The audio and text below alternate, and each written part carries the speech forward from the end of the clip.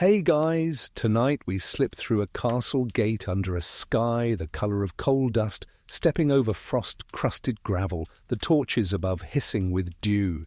You're wrapped in wool and whispers, heart pounding like a rabbit's beneath that cloak, stitched in silk. Because you're not supposed to be here. Not like this, not through this door. The smell hits you first, stone walls soaked in centuries of smoke, spiced wine, hay and something else. Something animal. Not unpleasant, just old. A place that's been breathing long before you. A place that probably knows what you're about to do. And judging by the smirk of the gargoyle over the doorframe, it doesn't approve. You wait beneath the archway, listening for guards, for footsteps, for the lady of the house to suddenly not be asleep. You are not a servant, and not a wife. Not a guest, and not a prisoner. You're something in between, a favoured shadow, the warm secret hidden behind a cold title. The steward gave you a nod earlier today, eyes darting toward the stairwell that leads down, then up again. That's the trick. You take one wrong turn and you're in the buttery, another and you're among the scullery girls peeling root vegetables in the dark. But this narrow, spiralling chute is for you. So you climb. Your shoes make no sound, thank the Virgin. You're not a spy, but you sure feel like one.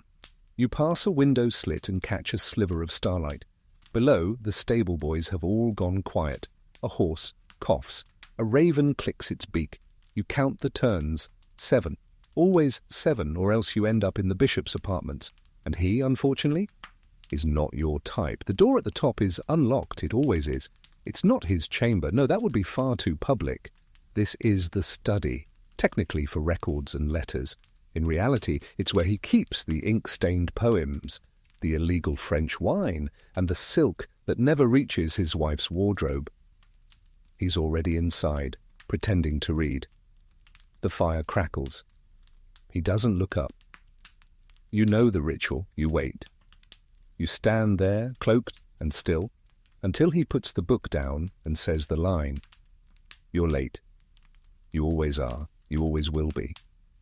Now listen, before this tale carries you off into some steamy reverie, let's get one thing straight. This isn't love, not entirely. It's theatre, it's chess, it's survival with nice curtains and goose-feather pillows.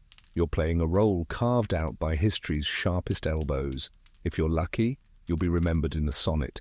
If not, you'll be erased with the next rain. Mistresses in medieval castles weren't just paramours. Often they were pawns in dynastic games, courted for political leverage, hidden for scandal control, envied and hated in equal measure. Historians still argue whether some were merely glorified hostages with nice cheekbones or genuine players in noble strategy. Spoiler, probably both.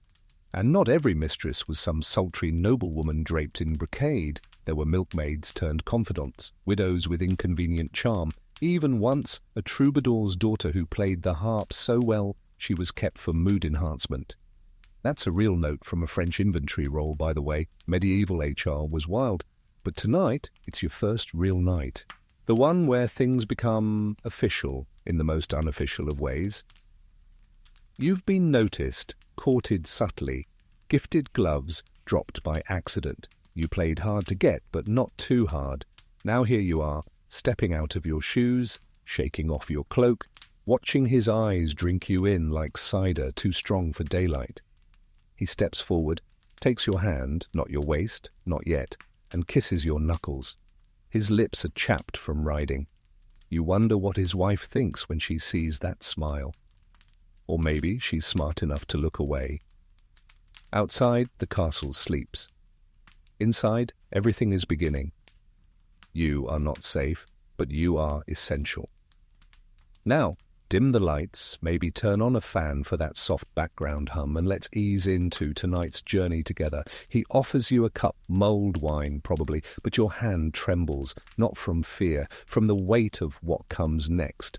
And as he starts to speak, you realize you're in. The study smells of burnt parchment and cedar oil.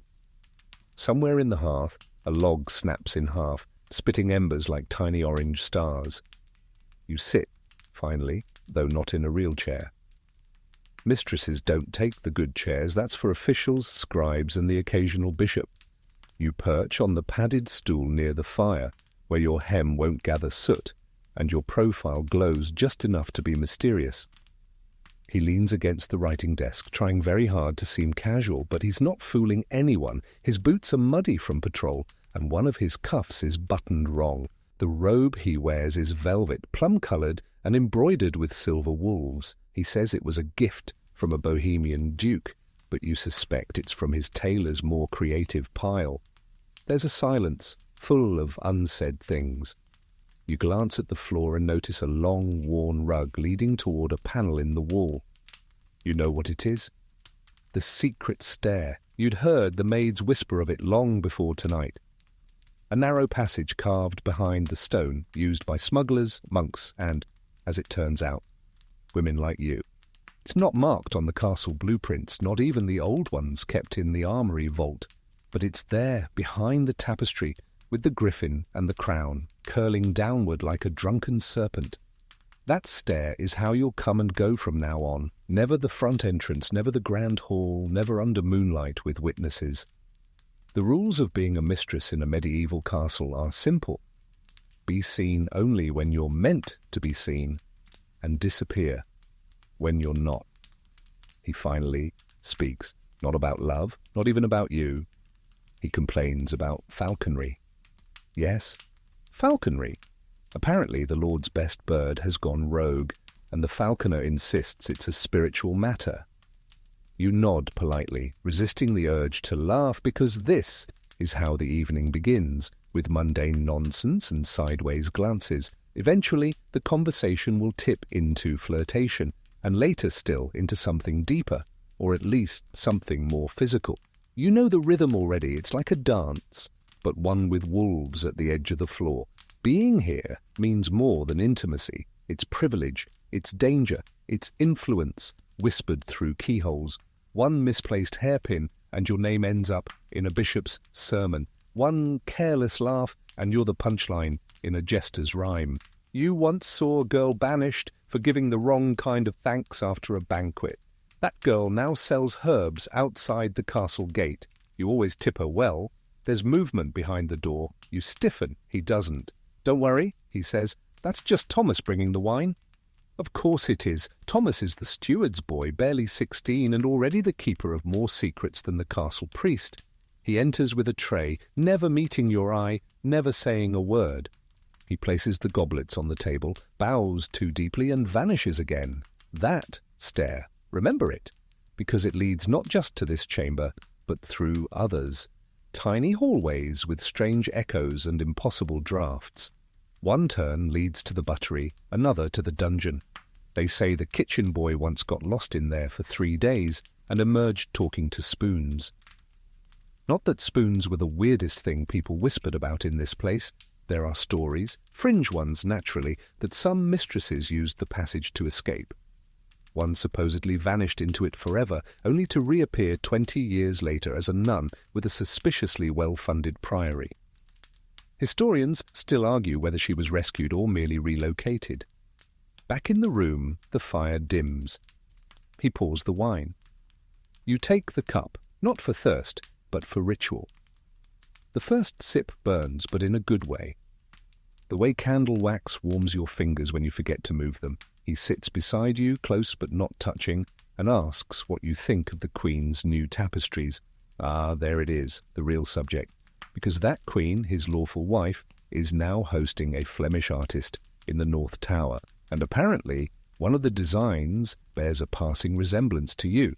Not that she'd say it aloud, but rumour runs faster than rats here, and more poisonously. You laugh, lightly, pretending not to care. But you do, because every thread woven into that tapestry might as well be a dagger angled your way. One wrong smile, one misplaced compliment, and the Queen could quietly have you exiled, or worse, married to a minor baron, with 3 cows and a marsh. The hour grows late, the fire slumps into cinders. He stands and offers you his hand, not as a lord, not as a lover, but as someone who knows what you're giving up to be here. And you take it. You walk toward the hidden panel, It slides open with a whisper. The stones beyond are colder than outside air, and the stair greets you like an old friend with bad intentions. You descend slowly, cupping your candle. Your skirt brushes the wall. Something skitters in the dark, rat or memory, hard to tell. This stair is now your lifeline, your boundary, your portal. At the bottom, you find the latch that leads to the servants' corridor. The chambermaids are asleep. You slip past, bare feet on worn floorboards, your breath tucked between heartbeats. The night is quiet, but not still, never still. You reach your own room, if it can be called that. It's narrow, borrowed, filled with gifts that aren't yours and letters you can never burn. You undress by habit, your mind already replaying everything he said, and more importantly, how he said it, because one day your survival might hinge on the word he chose or the one he didn't. You lie down, pulling the blanket over your shoulders, trying not to breathe too loudly. Outside, the wind groans through the arrow slits. Somewhere in the west wing, a dog begins to bark. Somewhere in the north tower, a needle pierces velvet. And in the secret stair, a candle flickers out, unremembered. You wake before the bells.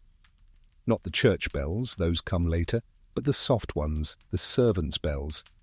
They clang in the corridors like sleepy birds with tin throats, 1 for water, 2 for firewood, 3 if someone's spilled something and is hoping to cover it up before the steward finds out.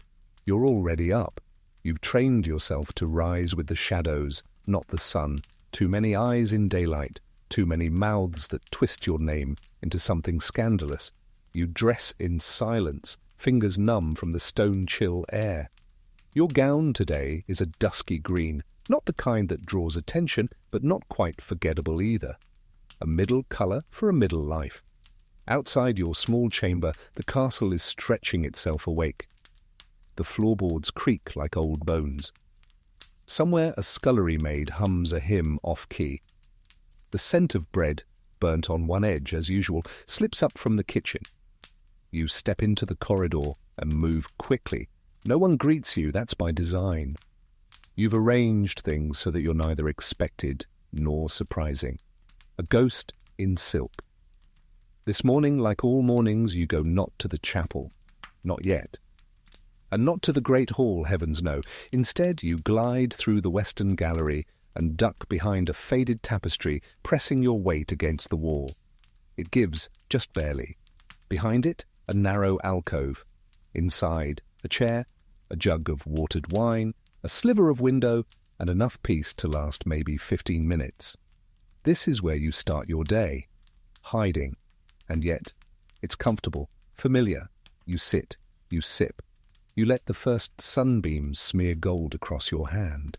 From here, you can hear the castle breathe, the thud of boots in the courtyard, the groan of iron gates lifting, the clatter of armour as squires trip over themselves trying to look competent. You smile into your cup. At least they're not talking about you yet. Give it time. Breakfast will not be served in your honour. You'll take it late, in a side room, with a tray brought by a servant who doesn't ask questions. Your meals are always a little too warm or a little too cold, because the kitchen's priorities lie elsewhere. The Queen's table comes first, then the pages, then the tutors, then the guards. You're somewhere near the bottom, nestled between the scribe's assistant and the stable master's cousin. And your food? Bread. Slightly stale, crusty, but edible. Cheese, when the rats haven't won, a slice of ham, often too pink. But the tea, the tea is excellent, he makes sure of that. Sometimes, tucked beneath the teapot, there's a note, folded, sealed with wax, smelling faintly of cloves. It never says anything too bold, never your name, just something like, "The falcons sleep poorly, I blame the wind." You pretend not to grin, but you don't eat alone, not really. There are others. 2 other women today. Both younger than you, both wearing expressions they think are unreadable. One bites her lip too often, the other glances at your sleeves like they might bite her. Neither speaks first. These are the courtiers' daughters, freshly arrived, wide-eyed, already terrified. They don't know who you are. Not yet, but they will. You nod politely. One returns it, the other doesn't. That tells you everything. This awkward meal is part of the rhythm now, like embroidery or feigned piety. You pretend not to notice the glances, the way they study your rings or measure the silence after you speak. Then, inevitably, comes the gossip. Did you hear? The steward's niece ran off with a baker's son. Did you hear? The bishop found another relic. This one actually bleeds. Did you hear? The Queen wept during Mass yesterday. She never weeps. You nod and murmur thoughtfully. You stir your tea. You don't offer any rumours of your own, because your very existence is one. Later, when the sun sits higher and the corridors fill with footfall and flax dust, you slip away again, past the armoury where the weapons gleam but are rarely used, past the gallery where a new portrait of the Queen now hangs. Too much rouge, not enough smile. You pass a mirror cracked at the edge. You don't pause. Mirrors are dangerous in castles. They reflect things you aren't ready to see. You arrive at your small room again, only to find your maid already there. Elna, kind, loyal, perhaps slightly deaf. She curtsies with a squeak of her joints and hands you a parcel wrapped in linen. It's a new handkerchief, finely stitched. Initials embroidered at the corner, not yours. His. You raise an eyebrow. Elna shrugs. The steward said it was dropped. Of course it was. Mistresses don't get proper gifts. They get lost ones. Dropped letters, forgotten trinkets, a brooch with a broken pin, a perfume vial missing its cap. That's the game. If anyone finds it, plausible deniability remains intact. You hold it up to the light, letting the embroidery catch. It's an expensive joke, but also a warning. You're being acknowledged, quietly. Historians still argue whether these gifts held real meaning, or if they were merely breadcrumbs, keepsakes to lull women into loyalty without consequence. Some claim mistresses manipulated these tokens into power. Others say they were just distractions. Pretty lies in silver thread. Still, it's yours now. You tuck the handkerchief into a box beneath your bed, next to 2 gloves, a bracelet with missing stones, and a poem in someone else's handwriting. All accidents, all clues in the castle's quiet war. A bell rings, the loud kind. It's time for court. You will not attend, but you'll pass through. You'll linger just long enough for a nobleman's gaze to rest on you, then flick away, for a young scribe to whisper your name, then blush when caught, for the Queen's lady-in-waiting to pause, purse her lips, and say nothing again. This is your job now. Not embroidery, not singing, not prayer, presence. You walk a thin line of elegance and invisibility, never stumbling. You are an echo in silk, and tonight the secret stair waits. You skip the great hall as always. The benches are packed with squires still chewing their breakfast, and knights boasting loudly about tournaments that never happened. Servants dart between them with trenchers of bread and mutton, dodging spills and belches. The steward barks orders like a kennel master, and somewhere in the chaos a child wails over a dropped egg. No thank you. Instead, you head for the side corridor, the one that curls behind the kitchens and passes through the tapestry room. The smell of vinegar and damp wool clings to the air. It's where old hangings are scrubbed and dried, their threads stretching like tired limbs. There's always someone there pretending not to watch you. Today it's a laundress, humming to herself as she beats dust from a faded hunting scene. You nod, she nods back. You keep walking. Your breakfast sits uneasily in your stomach. Not because it was bad, though the ham was suspiciously shiny, but because soon you'll have to pass through the garden cloister, and she'll be there. Lady Morena, wife of the Lord, highborn, pale, regal in that bloodless, expensive way, and sharper than any dagger you've ever seen. You pause under an archway, watching the sun cast patterns through the trellis. Ivy coils around the pillars, bees bumble in and out of rose bushes. A bird pecks at crumbs beside a statue of Saint Agnes, patron of purity.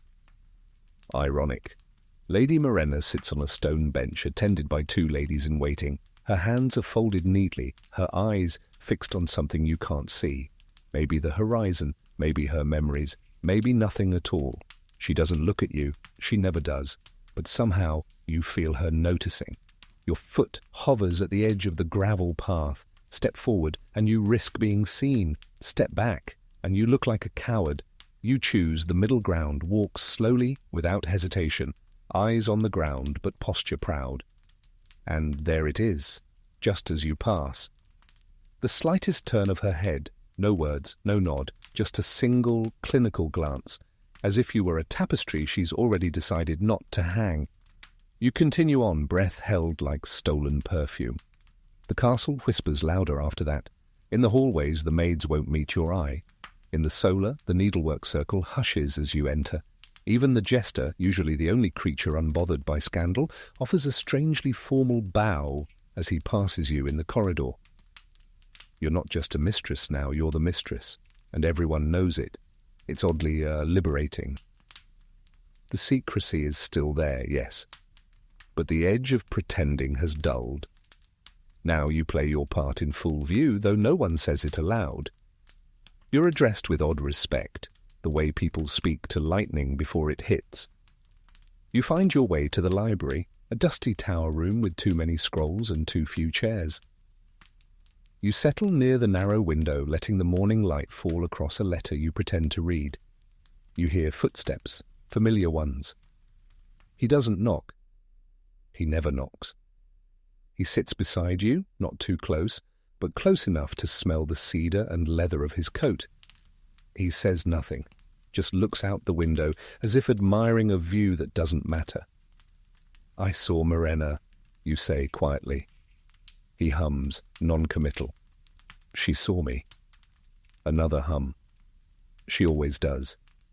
You turn to him. "Do you think she hates me?" He looks at you now, fully. Not like a lover. Not like a man who's made promises, but like someone who's dropped something expensive and isn't sure how badly it's broken. "She's not allowed to," he finally says. That answer tells you everything. Historians still argue whether noble wives were truly ignorant of their husbands' affairs or simply expected to play the part of the oblivious saint. Letters from the period suggest both. Some women turned blind eyes out of strategy, others out of exhaustion, and some sharpened their vengeance over time like knives against whetstones. Lady Morena is likely one of the latter. You leave the library before lunch. He doesn't follow. Your next stop is the southern cloister where the seamstresses work. You're not due for a new gown, but you need a reason to be seen. You ask about silks, touch a few bolts of imported cloth, and make vague promises about donating your older garments to the chapel. As you leave, you hear them talking before the door even closes. She's braver than I thought. Or dumber. Maybe both. You smile. At least they're not wrong. Back in your chamber, a note waits, tucked between the folds of your coverlet, sealed in dark red wax. You don't open it right away. You let it sit. A reminder, a test. Instead, you change your shoes, softer soles, better for quiet walks. You check your reflection in the tarnished mirror. You pin your hair in the style that flatters but doesn't flaunt. Then you go to the garden. You don't expect to see her again so soon. But there she is, Lady Morena, alone this time, standing beneath the yew tree feeding a falcon. It perches on her wrist, eyes covered by a velvet hood. She strokes its back with a practiced hand, murmuring something too soft to hear. You hesitate. She looks up. Beautiful, isn't she? Her voice is dry honey. Takes a long time to train them. You nod. I imagine it does. She doesn't smile. They can turn on you, even when they've learned your voice. 1 minute docile, the next, clawed. You meet her gaze. Is that a warning? No. A pause. Just a fact. Then she turns, the falcon shifting silently with her. You're not sure who just won that exchange, or if it was even a contest. The castle bells ring for midday prayers. You don't go, you return to your room, break the wax seal, and read the note at last. It says only, "Tonight, same hour. Don't wear green." Of course, You don't wear green. You consider it if only to test the limits of your leverage, but think better of it. Tonight is not the night for rebellion. Tonight is for precision. For navigating silk-thin tension with slippered feet, you choose burgundy instead, deep, wine dark, with sleeves that drape like sighs and a neckline that whispers suggestion, but never begs. The kind of dress that could be mistaken for courtly if no one looks too closely. Elna helps you dress. She doesn't ask questions, but you can feel her curiosity pulsing behind every pinned fold and smoothed wrinkle. When she finishes, she holds out the scent vial. You dab a little on your neck, amber and rosemary, sharp and earthy, the kind of fragrance that lingers in memory. Before you leave, Elna presses a charm into your palm. It's small, crudely made, carved bone strung on fraying cord. For protection, she murmurs, eyes not meeting yours. You don't ask from what? The castle is quieter at this hour, settled into its evening rituals. The fires have been banked, the kitchen scrubbed, the wine cellar locked. You pass a guard who doesn't see you. You pass a maid who does, and pretends not to. The torchlight flickers against stone like nervous candlelight on the face of an old saint. You find the stair, your stair, and descend. He's already there, in the study, pacing. He stops when he sees you, eyes flicking over your gown like a wine merchant assessing a barrel. You're used to that look now. You even welcome it. It means you still matter. I said not green, he says, mostly teasing. This is red, you reply. If your torchlight can't tell the difference, speak to your steward. He grins. The tension thins just a little. You take your usual seat near the fire. He pours the wine himself, which means either he trusts no one tonight, or he's trying to impress you, likely both. He begins talking about politics, as always, a new tax levied on imported spices, a bishop making too much noise about heresy, a marriage proposal from a southern duchy that could tie him to salt roots, if only the girl weren't 12. You nod along, contributing little. That's your job. Listen, absorb, smile just enough to reassure him he's clever. But something feels different tonight. Not dangerous exactly, just off. You shift in your chair, he notices. Uncomfortable, he asks. You hesitate. The castle feels restless. He tilts his head. Restless how? You can't explain it. It's in the way the air moves down the corridors, the way doors seem to shut just a little too loudly, the way every floorboard complains when stepped on, like the castle itself is trying to wake up. He shrugs. Maybe it's the rain coming. You always say storms make it feel haunted. You don't remember saying that, but maybe you did. He pours another drink. I heard, you say slowly, that Lady Isabetta left this morning. He pauses. She did? To marry? To be married off, he corrects. To a cousin.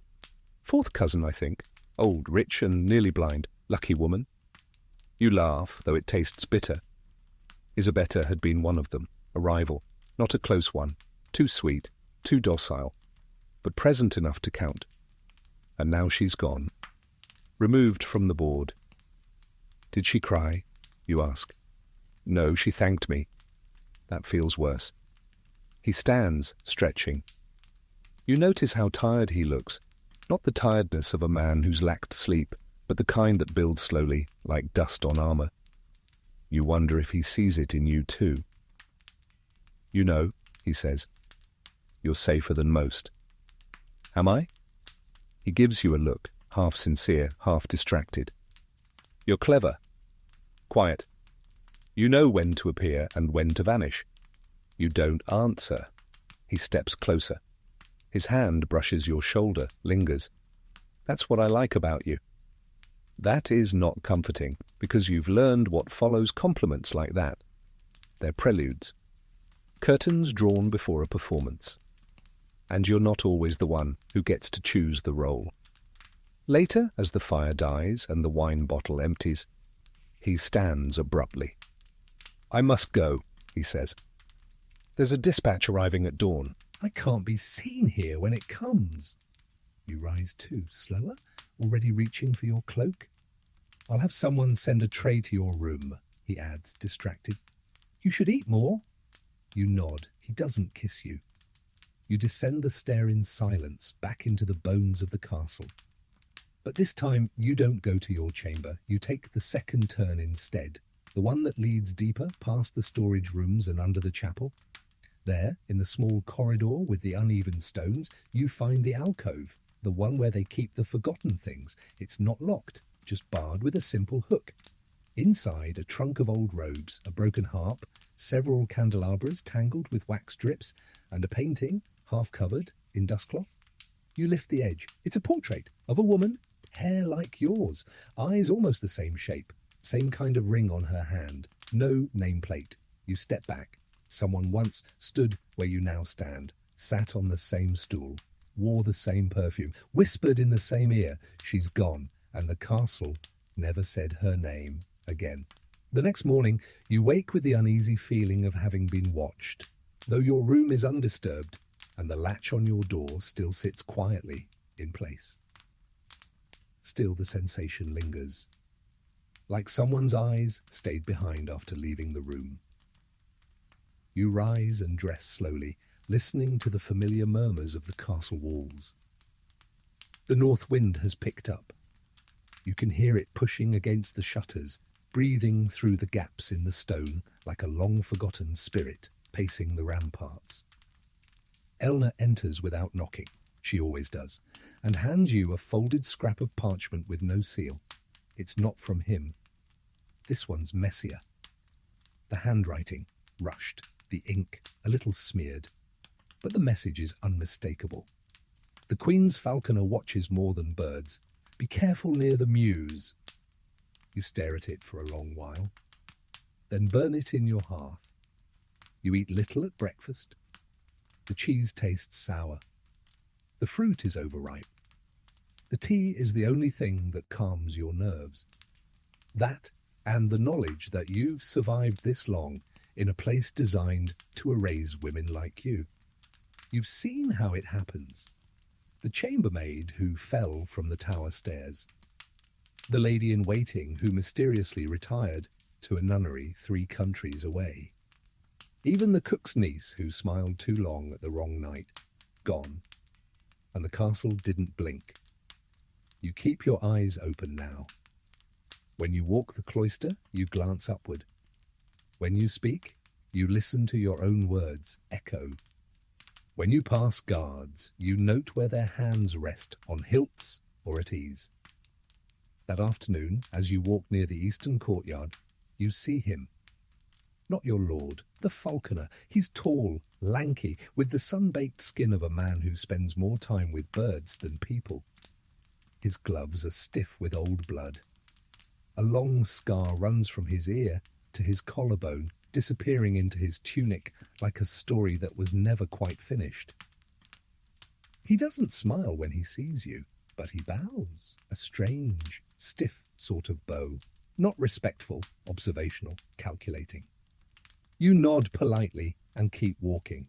Behind you, the whistle of a bird cuts through the wind, sharp. Commanding! You don't look back. The mews are just ahead. Long wooden structures with slatted windows, the smell of feathers and dung leaking from every crack. Perches line the walls, each one home to a noble's pride and joy. Kestrels, merlins, hawks, eyes as bright as coins, beaks curved like questions that demand blood for answers. You stop outside, pretending to admire the birds. Then you see it. Hanging on one of the posts, nestled between 2 falcon hoods, is a sleeve. Your sleeve. Or more accurately, the same embroidery pattern, the knotwork of your house, traced in red thread, a duplicate, hung there like bait. You don't touch it, you don't react, but now you know. The falconer is watching more than birds, and someone, either him or someone whispering into his ear, is tracking your movements with needle and thread. You return to your chamber, mind racing. What is it about your presence here that threatens people so? It's not just jealousy, it's not just power, it's placement.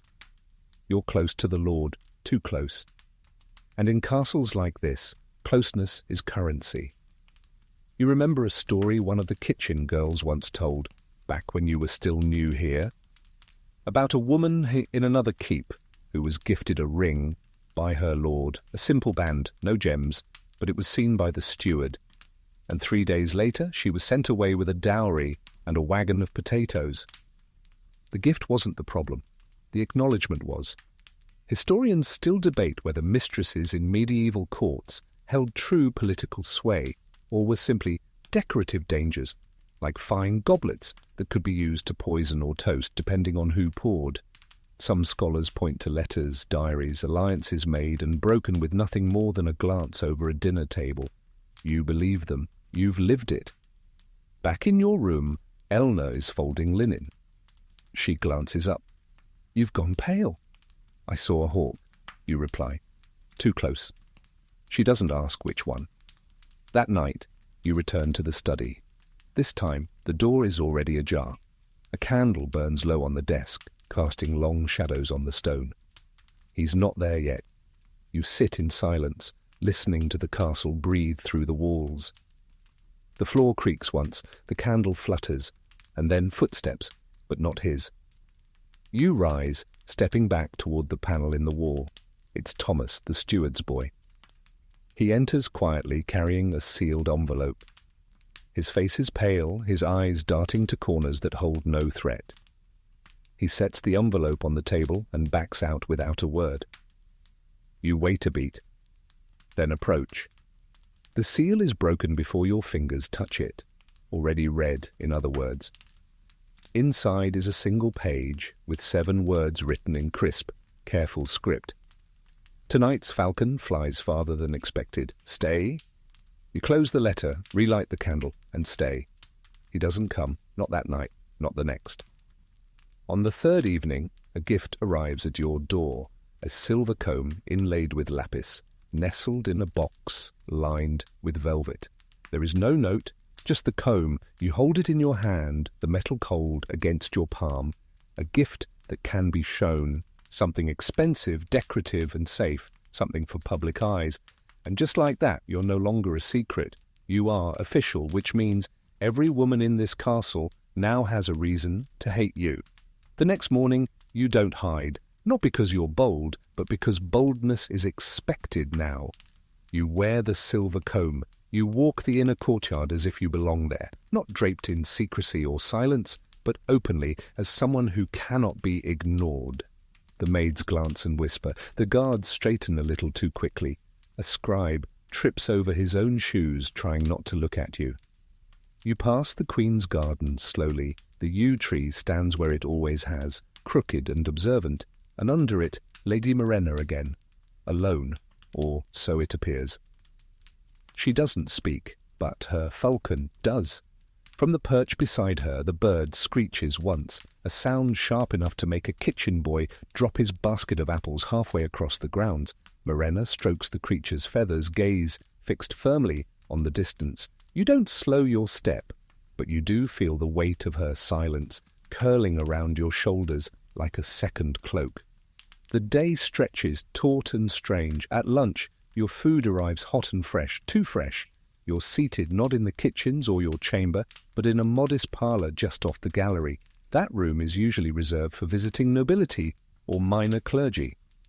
You sit alone, the only sound the ticking of the hall clock and the occasional cough of a passing steward.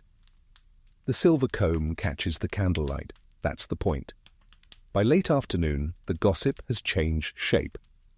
It no longer slithers behind closed doors, it parades. A passing maid murmurs, "She'll be titled by winter, mark me." A page jokes loudly in the hall, "Should we be bowing to her now, or wait for the wedding?" Even the jester, bold creature that he is, performs a mimed falconing routine in the courtyard.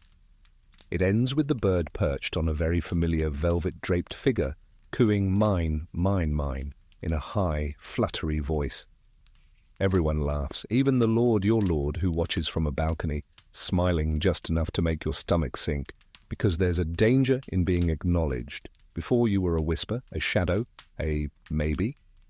Now you are an answer, and answers can be challenged. In the late afternoon, You retreat to the library, not to read, not to escape, but to listen, because the library has one excellent quality.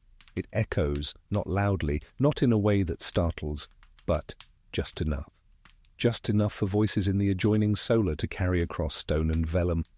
And today voices do carry. Lady Morena's, low and steady, and his. You don't catch every word, but you hear enough. Undermining the sanctity. Discretion was part of the arrangement. Or comb, honestly? Not discussed here. And finally, Morena's voice, colder than the yew tree's shadow. She's a passing appetite. Be sure you digest her quietly. You let the words hang. Then you rise, dusting imaginary crumbs from your skirt, and walk calmly down the corridor as if you hadn't just overheard the architectural blueprint of your undoing. You return to your chamber. Eleanor is there, brushing out the hearth. She looks up, startled. They say you were with the bishop's scribe just now. Do they? You sit. Well, I wasn't. Do you want me to say you were? You look at her, really look, and realize something unusual. She's offering to lie for you. That's new. You nod, slowly. Yes, say I was. Then I will. And she goes back to her sweeping like she's just offered you an extra towel. Later that evening, as the bells ring vespers and the castle shifts into its slower rhythm, you take a walk. Not to the study, not to the falconer's mews, to the herb garden. It sits on the southern slope, tucked beneath the old chapel, behind a crumbling wall of vine-choked stone. There, among the mint and sage and long-dead leeks, you meet her, the herbalist. No one really knows her name. They call her Alice or Mother Bee, or that green-fingered witch behind the apothecary shelf. She's old but not frail, wrinkled but not soft. Her eyes are mossy, and she wears a belt of dried flowers that clink together like tiny bones when she moves. You've come to ask, she says before you speak. I don't know what to ask. That's always the first thing they say. You sit on a mossy bench. She hands you a cup. It smells of anise and mystery. Is it a poison? You ask, half joking. She smiles. Not today. You sip. She begins picking at the thyme, quietly, like she's plucking thoughts from the dirt. There's a plant, she says. White petals, bitter root. Useful if you want someone to forget the last week, or if you want to forget it yourself. You swallow.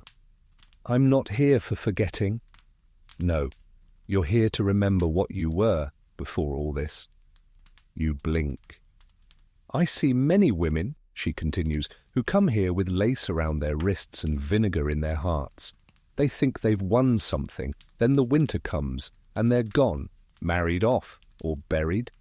And I plant rosemary over their names. You look at your hands, they're clean, too clean, as if scrubbed of their own history. Do you have something for protection? From whom? You pause, then answer honestly. I don't know, everyone, I think. She hands you a vial. Put this on your pulse before meals. Smells like lilac, works like caution. You nod. What's in it? She laughs once, dry as fennel seeds. Don't ask that. You thank her and leave. The garden seems darker now, though the moon's still out. That night you wear the vial, you leave the comb on your table, and you dream of falcons circling a burning tower. In the morning, your pillow smells faintly of lilac and something else, something watching. The pillow still carries that scent. Lilac, yes, but dulled now. Faint, like memory fading just before it becomes a dream. You press your face into it anyway, holding on to what little reassurance it offers. You don't rise immediately. There's no knock at your door, no Eleanor bustling in with news of breakfast trays or last night's gossip. Just silence, and the sound of the wind grumbling through the shutter hinges, like an old man grumbling about the weather. You finally sit up. The room is colder than it should be. Not freezing, just unwelcoming. Something is wrong. You dress slowly. No comb today, no silks either. Just a simple wool gown with loose sleeves and flat shoes. Today is for walking. You leave the room without tea, without plans. and you head for the one place in the castle where truth sometimes leaks out by accident, the laundry yard. The laundry girls don't pretend, they don't simper or scheme, they scrub blood out of sheets and stains out of dignity, and while their mouths are full of pins, their eyes see everything. You sit on the low stone wall near the steaming tubs, hands folded, eyes lowered. It only takes 5 minutes. "She was taken away in the night," one girl whispers. "Which one?" her friend hisses. "The red-haired one, the one who used to eat in the old scriptorium." "No, I thought she just—" "No, gone, quietly." You don't move, but your breath slows and your stomach tightens. You knew that girl. Not well. She used to smile too much. She wore lilac perfume sometimes. Apparently, she wore it once too often. You rise and leave before they notice you listening. The path back to your chamber takes you through the gallery, paintings of long-dead barons and their long-suffering wives glaring down at you with the kind of judgment only oil paint can muster. You pause before a new tapestry, recently hung. It's of a hunt. Stylized, of course. Horses too elegant, dogs too clean, trees embroidered with a flair for symmetry rather than accuracy. But in the corner, barely noticeable unless you're really looking, a figure stands beneath a hawk. She wears a burgundy dress, the same shade you wore 3 nights ago. You step closer. Her face isn't detailed, none of them are. But the outline of her hand shows a silver comb glinting in the woven sunlight. You look over your shoulder, no one. You walk away quickly. In your chamber, the comb is gone. You search the dressing table, the folds of your bedding, the box where you keep the old gloves and the lost bracelet. Nothing. You sit and sit and sit, and then you go to the steward. It's a risk, but not going would be worse. He greets you in the counting room, where coins are sorted and sealed, letters stacked like promises no one wants to open. He bows, but only slightly. "You've lost something?" he says, voice neutral. "Yes, a silver comb." "I wasn't told it belonged to you." That pause. You narrow your eyes. "Was it taken?" He folds a piece of parchment. Too slowly. "I believe it was returned." "To whom?" "To the treasury." You blink. "It was a gift." He raises his eyebrows, not high, not surprised, just enough to imply he's heard this script before. "Then perhaps it was misdelivered." You say nothing.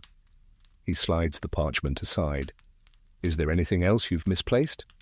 "No," you say, "not yet." That evening, you walk the outer walls, not for the view, for the falconer. He's there, of course, he always is. A blur of shadow and leather and feathers that snap their wings like folding fans. You approach him. He doesn't turn. "You're fond of returning lost things," you say. He ties a knot in a jess, the thin leather tether used to control the bird's leg. "You wore it too loudly," he says. You step closer. "So now you take orders from the Queen." "I take orders from the hawks." That stops you. He finally turns to face you. His eyes are sharp, not cruel, not kind, just watching. "You think the birds don't know," he says. "They see everything. Every hand that trembles, every lie you smile through. They know when someone's too visible and when someone's being hunted." You whisper, "Am I being hunted?" He tilts his head, listening to the wind like it might answer for him. Then, "Not yet." You don't sleep that night. You light a candle at the foot of your bed the way frightened children do. The flame dances but never wavers. You listen to the castle breathe. You count the spaces between each creak. And then a knock, soft, 3 taps, you rise, bare feet on cold stone. At the door, a scroll, no seal, just 4 words in a hand you don't recognize. "Meet me, tapestry room." You hesitate and go, down the corridor, past the chapel, through the gallery with its judgmental portraits, into the long chamber where old tapestries hang like dried skins. And there, at the end, a figure. You step closer. It's not him, it's the Queen. Lady Morena stands facing a tapestry of St. Margaret and the dragon, her hands clasped behind her back. Her hair is unbound, her gown simple. No falcon, no guards, just her. She doesn't look at you, but she speaks. You walk too loudly, she says. You say nothing. Everyone here survives by silence, even the stone. It remembers, but it never tells. Still you say nothing. She finally turns, her eyes are tired, but not soft. Stop dressing like a threat, she says, or you'll find yourself swallowed by the very walls that warmed you. And then she leaves, just like that. As if she hadn't just told you how to stay alive, as if she hadn't just, in her own terrifying way, warned you. You stand in that room long after she's gone, staring at the embroidered dragon. It's smiling. The dragon is still smiling. You stare at the curling, embroidered teeth, the stitched tongue unfurling like a banner of secrets. The longer you look, the more you're certain the weaver had a sense of humour. Some poor, long-dead woman threading defiance into linen while pretending to stitch piety. You press your fingers gently to the threads, feel the texture of wool against skin, warm from the day but cooling fast, like breath, like trust. You slip out of the tapestry room quietly, keeping your steps light. Your mind, however, is anything but quiet. Stop dressing like a threat. The Queen's words circle you like smoke. Not a threat, not a compliment, not quite an order, just advice. The kind given by someone who's seen too many girls become ghosts. So the next morning, you choose blue, a soft, dusty blue, plain at the hem, a neckline high enough to imply humility. Your hair is bound back in a single braid. No comb, no scent, no jewels, just you, pared down to suggestion. Nothing more. You move slowly through the castle that day, testing the new version of yourself. Fewer glances, fewer nods. A maid curtsies without smirking. A knight passes without remark. Even the steward looks at you less like an unsolvable equation and more like a piece of furniture that's finally accepted its corner. It's peaceful, which is why it feels so deeply, utterly wrong. You find yourself in the solar after midday. The light falls through diamond-paned windows, carving golden shapes across the stone floor. Ladies sew in a ring by the hearth, murmuring softly to each other, eyes down. You join them. You never have before. They pause as you approach, but no one flinches, no one rises. You are not special today. That is the point. A basket of embroidery floss is passed toward you. You select a hoop, stretch the linen, thread your needle. The motion is clumsy but not unfamiliar. You once embroidered as a child. Before this castle, before this life. The pattern you begin is simple. A single ivy vine curling around the edge. Safe, predictable, non-political. You prick your finger on the fourth stitch. A bead of blood blossoms like a secret on your fingertip. One of the ladies gasps, but you wave her off, pressing a scrap of muslin to the wound. The bleeding stops quickly. Still, you keep the cloth in your hand. A reminder. Across the room, Lady Morena arrives. All heads rise, all needles still. She glides into the solar like she owns every breath of air. And she does. A falcon's feather is pinned at her shoulder. Not the usual kind, not decoration, a signal. She meets your eyes, just once, no words. Then she sits beside the fire, asks for tea, and begins to mend a torn glove. The room begins breathing again. Later, in your chamber, you find a gift.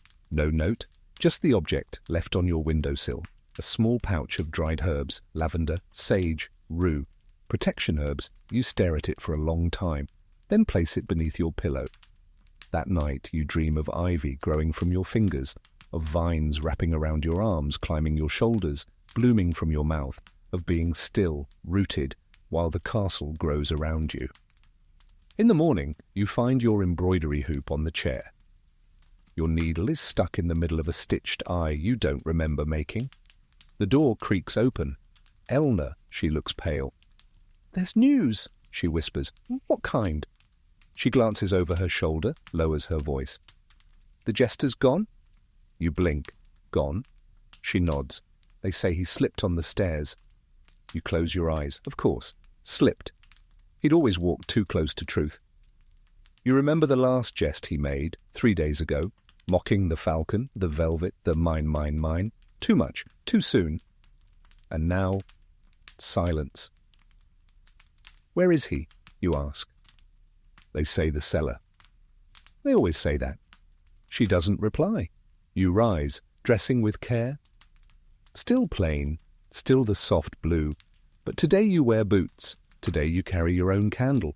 You walk the servants' corridor, head down, passing steaming kitchens and clattering buckets and whispered jokes. No one stops you. You find the cellar door unguarded. The stairs creak under your weight. The air smells of mould and meat brine and forgotten things. You pass rows of barrels, baskets of turnips, crates of dried apples, and there, in the far corner, where the cobwebs have names and the rats speak Latin, the jester's hat, hung on a hook. Nobody, no note, just the hat, limp and dusted with flour. You don't touch it. You return to the stairs. One hand on the stone wall, one on your candle. You climb slowly. At the top, the steward, waiting. He says nothing. Neither do you. He steps aside. You pass him, and just before you disappear down the next hall, he says, "Best keep your vines trimmed." You don't answer. But in your mind the ivy tightens. You sleep poorly that night. The herbs under your pillow smell too strong. The walls creak more than usual. The air feels heavy, like it's waiting for someone to scream. No one does. But in your dream, the falcon flies away and never returns. With the jester gone, the castle gets quieter, but not in a comforting way. It's the kind of quiet that makes people speak in whispers, even when alone. The kind of quiet that thickens the air, as if the stones themselves are listening. You hear fewer laughs, fewer footsteps, fewer excuses. People look over their shoulders more. You do too. You resume your old patterns, appear just enough to be remembered, never enough to be blamed. You dress in modest colours, take meals alone, offer no invitations, accept no favours. You embroider ivy into your hem now. A private symbol, an inside joke between you and the tapestry room. On the third morning since the jester's disappearance, the bell rings late. Odd. Breakfast is delayed, and the corridors smell faintly of vinegar and smoke. You step outside your chamber to find Elna scrubbing the floorboards with a fury that suggests blood. Not wine was spilled. She doesn't look up. She doesn't explain. She just says, "The falconer's gone too." You blink. "Gone?" you echo. "Rode out last night, North Road. Said nothing, took only one bird." You lean against the wall. That bird, the one with the silver and black wing, the one that never screeched, the one you swore once bowed to you from its perch. You close your eyes. Maybe he fled. Maybe he was sent. Either way, something shifted. Someone cleared the board. Later, as you sip tea that tastes of chamomile and suspicion, a maid brushes past your door. Not unusual, except this one drops something, a letter. You wait, 10 seconds, 30, a minute. She doesn't come back. You pick it up. It's unsealed, written on stiff paper. A single sentence. Your place is yours, for now. There's no name, no crest, no attempt to pretend it's anything but a warning or a leash. You tuck it into your sleeve, beside the edge of your embroidery scissors. You decide to walk. The day is cold and clear. The frost hasn't quite burned off the edges of the garden. The herbs in the southern beds have curled inward, retreating into themselves. Even the yew tree looks exhausted. You reach the outer walls and look out. The forest beyond the castle is thick with mist, the trees rising like silent judges. Somewhere out there the falconer rides. Somewhere out there the jester does not laugh. You return inside, past the chapel, past the gallery, into the library. And there, finally, he is, your lord. Seated at the writing desk, head bent over a scroll, one hand smoothing the parchment, the other holding a pen that drips more hesitation than ink. You approach quietly. He glances up. His eyes are bloodshot. His tunic wrinkled, his plate of food untouched. "You're up early," you say. "I never slept." You sit, not beside him, across. "Is it war?" you ask. He shakes his head, or worse. He doesn't elaborate, just sighs. "I shouldn't have given you the comb." You raise an eyebrow. "Because it was too expensive." "Because it made you real." You laugh once, bitterly. "I was already real." "Not to them." Silence. Then, "They think I love you." You don't respond. He swallows. "Do I?" You fold your hands. "That's not a question you ask me." He leans back, rubs his face. "I never meant for you to be in danger." You nod. Most men don't. Historians still argue whether mistresses held sway over noblemen's hearts or were simply placeholders until strategic marriages reshuffled the deck. Love letters survive in attics and crypts, some tender, some desperate, some almost unreadable from the wine stains. But affection doesn't always equal protection. Often it invites the opposite. You stand to leave. He reaches for your hand but stops himself. You say, "No, don't give me anything else, not unless you're ready to answer for it." He nods. You leave. Back in your chamber, Eleanor waits with news. "They've moved your room." You blink. "What?" She gestures down the hall. East wing, second floor, overlooks the orchard. "That's not a servant's room. That's a noblewoman's room. You go, you find it warm, too warm. There's a rug on the floor, a gilded mirror, a chair that doesn't wobble, a bed with curtains. There's also a letter on the pillow. This one has a seal. His. You don't open it. You sit on the edge of the bed, staring at the fire. He's trying to protect you, maybe, or trying to display you, or both. But protection in this place is just another kind of visibility. You stay in that chair until the candle burns low. Then finally you rise, take the letter, and place it, unopened, into the fireplace. It curls, blackens, disappears. You sleep in your old room that night, on the straw-stuffed mattress, under the plain blanket, with the pouch of herbs beneath your pillow and ivy stitched in a circle around your cuffs. Let them think what they want. You're not rising, you're rooting, and roots don't fall. They wait, they tighten, they hold. Morning comes slower in the old room. The sun barely brushes the windowsill here, sneaking in through one crooked shutter like it's not supposed to. You stay still a while, listening. No bells yet. No footsteps. Just the creak of timber, and the occasional bird outside, cackling like it knows things you don't. Eleanor knocks, then enters with a breakfast tray. She pauses when she sees you still here, not in your new room. "I lit the fire in the other chamber," she says gently. You shake your head. She doesn't press it. Instead, she sets the tray down, bread, pear slices, and your usual tea, though the steam seems more hesitant today. "Eleanor," you say. She turns. "Who decided to move me?" She shrugs. "Orders from the steward, signed by the Lord's own hand," they say. You don't ask who delivered the order, that part never matters. You thank her, then eat half a slice of bread, out of principle. The tea is too sweet. You suspect honey. You didn't ask for honey. You dress plainly again, though today you wear a silver thread in your braid. Let them guess what that means. As you step into the corridor, a page rounds the corner and freezes. He bows awkwardly, spills a scroll, then drops another in the attempt to pick up the first. You wait, you give him time. Eventually, he collects them all and scurries off. That's the difference now. You don't have to say anything, you just are. You make your way to the chapel, not for confession, not yet, but to walk its edges. The chapel is the only place where every person in the castle must at some point kneel, even the queen, even the steward, even the cook, with her salt-ruined hands. You slip inside while morning prayers echo faintly off the stone. At the back of the nave you find him, a boy, 6, maybe 7, blonde hair, tunic too large, eyes like slate. He looks at you, not afraid, not curious, just watching. You pause, then sit beside him in the pew. He offers you a piece of dried fig from his pocket. You take it. It's dusty. "Are you the castle's lady?" he asks, chewing. "You consider." "No," you say. "I'm the castle's question."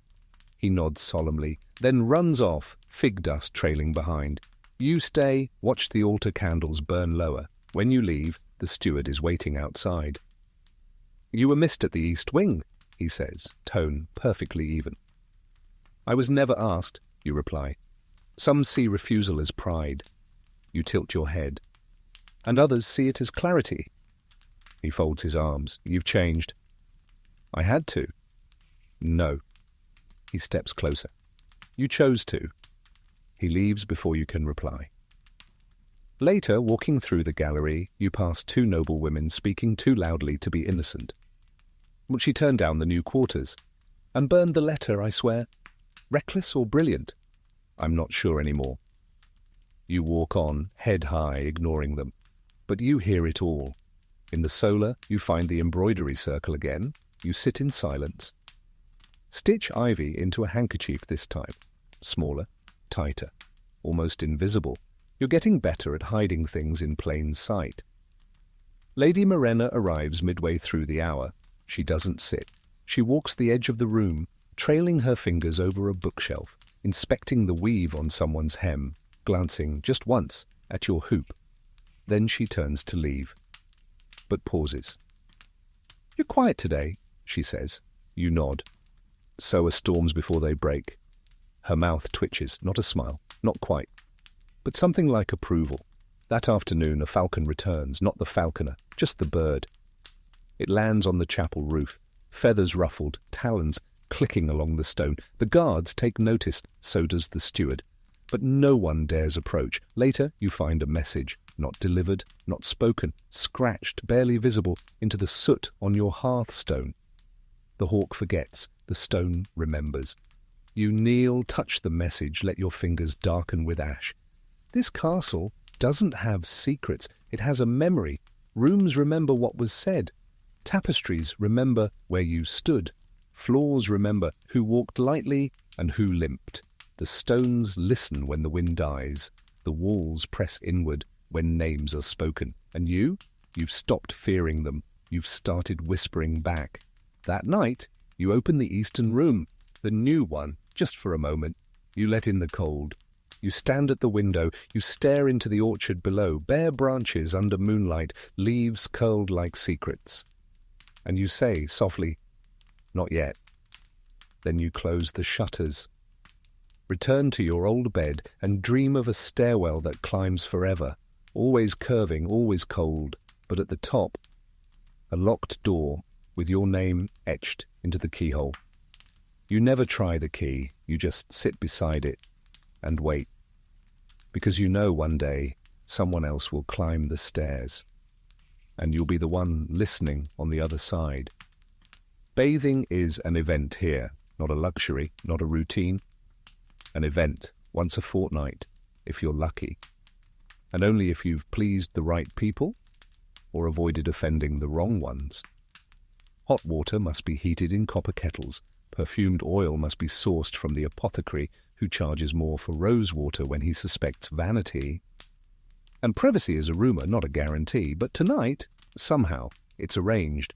A maid knocks, one of the quiet ones who doesn't even look at you, just says, "The tub's ready," and disappears. You follow the flicker of torches down the servants' corridor, through a narrow door you've never seen open, and into a small, round chamber half buried beneath the solar. A single candle flickers in a wall niche. The tub is wood, bound in iron hoops already steaming. A jug of warmed wine rests beside it, along with a stack of towels so soft you doubt they were meant for anyone like you. You pause at the threshold. Someone arranged this. Not Elna. She'd have said so, proud of her resourcefulness. Not the steward. He'd have charged you for it in glances. And not your lord, because he hasn't spoken to you in 2 days. Which means it was her, Lady Morena. You undress slowly, your fingers trembling less from chill and more from the weight of uncertainty. You step into the tub. The water is nearly too hot. It bites at first, then cradles. Your muscles, usually coiled like rope, begin to loosen. You lean back, let your hair float. Let the steam rise and wrap itself around your face like a veil. It's the first moment you've been truly alone in weeks. No walls listening, no falcons watching, no steps outside your door. Just you, the sound of dripping water, the creak of old wood, the smell of mint and lavender rising from the surface. You close your eyes, and for a moment, just a sliver of one, you wonder what it would have been like to belong here. Not as a mistress, not as a shadow, but as someone with a name carved over a door, someone whose bed was never moved, whose status didn't rely on silence and good lighting. Historians still debate whether mistresses in noble courts ever truly felt noble. Some letters describe a deep loneliness, trapped between corridors of power and locked doors of legitimacy. Others, however, hint at something bolder. Women who bent the court to their rhythms, who plotted better than their titled rivals, who bathed in rooms no wife ever entered.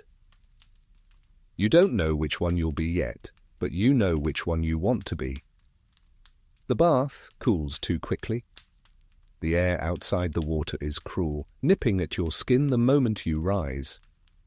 You wrap yourself in the towel and find your clothes gone. In their place, a new gown. You lift it, heavy, dark blue, velvet, with silver embroidery at the cuffs, ivy leaves curling delicately. Your pattern, and at the collar, a small, flat brooch, and silver, shaped like a falcon in flight. No note, no name. You don't smile. You dress quickly, methodically, like someone suiting up for battle. The fabric clings in the right places, sweeps where it should. The brooch sits just below your throat like a promise. When you exit the bathing chamber, the corridor is dark. You walk back to your room alone. Elna is waiting. She gasps when she sees you. Is it? You nod. A gift. She helps you out of the wet towel, brushing your hair with quick, gentle strokes. I heard, she whispers, that the Queen sent the tailor. You meet her eyes in the mirror. So did I, you reply. That night you eat in your chamber. The meal is warm, the meat tender, the bread fresh. And you chew slowly, wondering what the brooch means. Not affection, not forgiveness, not surrender, a mark maybe, or a warning. Outside the wind picks up, the shutters rattle. Somewhere the bells ring the hour, but off by 5 minutes. You notice? You always do. In the silence between bites, you hear footsteps, not toward your door, past it, slow, deliberate, heavy. You rise, press your ear to the wood, nothing. You crack the door open just enough to see a candle flickering down the corridor, but no one holding it, just the flame, floating, moving, then gone. You close the door, bolt it. You sleep in the gown, not because you think someone's coming, because someone already has. In the early hours, you wake to find your brooch missing, your hair damp, your hearth cold, and a single ivy leaf pressed beneath your pillow, fresh, green, impossible. The ivy leaf should not be green. It's February, the orchard trees are bare, the herb garden brittle with frost, and yet here it lies, veined and vibrant, still wet as if plucked moments ago. You hold it gently between your fingers, not crushed, not dry, not decorative, real. You check your pillow again, your sheets, the folds of your gown. No other signs of intrusion, no scuff marks, no footprints on the rushes. The bolt was drawn. Elna locked the windows at dusk, as she always does, but someone was here, and they took the falcon brooch, not your safety, not your life, just that. You dress fast, same gown, same silver embroidery at the cuffs. You braid your hair yourself this time, tighter than usual, like armor, and you keep the ivy leaf in your sleeve, tucked against your wrist like a talisman or a threat. Elna arrives a few minutes later, carrying hot water and a breakfast tray that smells too perfect. She sees your face. Then the empty brooch clasp, and says nothing. Smart woman, you drink the tea, but skip the food, then you walk. The castle feels different today, not colder, quieter, like it's pausing for breath, like it knows a question has been asked, and it's waiting to see who answers. In the solar, the embroidery circle is half empty. In the gallery, the tapestries hang flatter than usual, their colours dulled by dust that wasn't there yesterday. Even the chapel smells off like rain, but no rain has fallen. You go to the mews, they're empty, not just of falcons, of everything, no perches, no ropes, no feathers, no bones, just a long, hollow shed that smells like vanished memory. You glance around. A single maid sweeps the edge of the yard. She doesn't look at you, but she stops sweeping when you do. You leave. The message is clear. Whatever that brooch meant, it's been rescinded. You head for the library, your refuge, the one place where names aren't spoken aloud, just written down, and eventually misfiled. But today, even the library isn't safe. He's there. Your lord, standing by the window, not reading, just watching the light. He turns when he hears your step. His eyes flick to your neckline. See what's missing. He says nothing. You don't move. Finally, he speaks. They're saying you're cursed. You blink once. Are they? He nods. Someone saw ivy grow from the chapel wall last night, straight through the mortar. You raise an eyebrow. Did it sing? He almost smiles. I'd believe it if it did. You walk slowly toward him, your boots making no sound on the old rugs. They took the brooch, you say. I know. Was it you? No. Was it her? He doesn't answer. You step closer. You said you'd protect me. I am. No, you say calmly. You're watching me survive. He closes his eyes. You continue. They want me smaller, quieter, more grateful. But they forget I didn't climb into this castle through kindness. I was pulled. He opens his mouth but stops. You step back. I'm not wearing green anymore, you say. I'm not wearing their favours. Or yours. You turn and leave. Back in your chamber, Elna's changed the sheets, lit the fire, left fresh lavender under your pillow, but your old embroidery hoop sits where it shouldn't be, on your dressing table, open, and stitched across the centre, careful, practised hands, your ivy pattern twisted and curling in on itself, is a new phrase. 6 words. She grew where none dared root. You sit, look at it, read it again, then unthread your needle, because tonight you're going to sew a new hem, one no one else can see.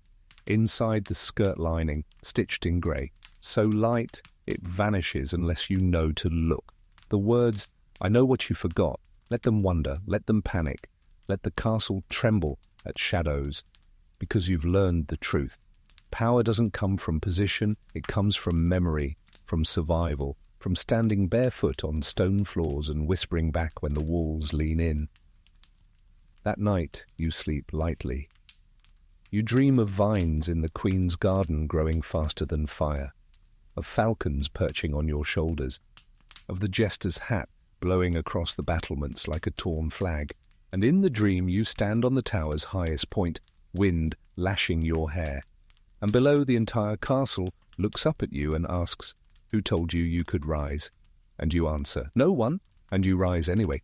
You don't rise with the bells today. You wait. Let them ring, let the castles stir, let the guards yawn and stretch, and forget to look behind them. You lie still in your bed, under the thin wool blanket, eyes on the low ceiling beams, counting each groan of timber like a clock no one winds. The fire has gone out. You don't relight it. You want the cold. Eventually, Elna appears, quietly bustling in with hot water and tea. She sets everything in place, notices your silence, and for once, doesn't speak. She only says one thing as she adjusts the pillow beneath your back. They're changing the guards in the east stairwell. Then she leaves. That's not an observation. It's a gift. You dress in silence. No embroidery today. No velvet, no message-stitched hem. Just plain wool, the colour of fog. Hair wrapped tight, hands bare. You take nothing with you except a ribbon, blue, from a gift long ago, that you tie around your wrist as you step into the corridor. Not a symbol, a tether. The east stairwell is narrower than the rest, damp, quiet. The kind of place footsteps don't echo, they vanish. 2 guards stand at the top. New ones. They don't speak as you pass. That's your confirmation. No one told them who you are, which means someone wants you forgotten. You descend slowly, a single candle in hand. The air smells of damp stone and old beeswax. Somewhere above, a door creaks open. A woman's laugh, low and sweet, filters down through the crack. Not your voice. You press on. At the base of the stairwell is a door you've never used. You were told it led to storerooms, old linens, broken lutes, wine that soured too soon. Today, it's unlocked. You step through. It's not a storeroom. It's a vault, but not for treasure. For memory. Inside, lining the curved walls like trophies or tombstones, are rows of painted miniatures, women, dozens of them, each framed in carved wood, each face carefully rendered, roses in cheeks, curls arranged just so, expressions caught between pleasure and warning. Some you recognize, Isabetta, the blonde one who smiled too easily. A woman with the same brooch you lost, another wearing the green gown you remember from your first feast night. And then, you. Not a mirror image, but close enough. The cheekbones are yours, the tilt of the mouth, the flick of silver thread in the sleeve. It's you, painted, preserved, displayed. There's a placard beneath the frame. It says nothing, no name, no date, just a single phrase carved into the wood. Temporary favor. Your breath catches. You step back, hand to your throat, then to your sleeve. The ivy leaf, long gone. Your brooch, taken. But your likeness, here, hung like a trophy. You turn to leave, but pause. A scroll rests beneath the central frame. Not yours. You unroll it. It's a list, names, dates, and beside each, a single word. Removed, retired, wed, gone, gone, gone, gone. The last entry is blank, a fresh line, waiting. You roll the parchment and slide it into your sleeve.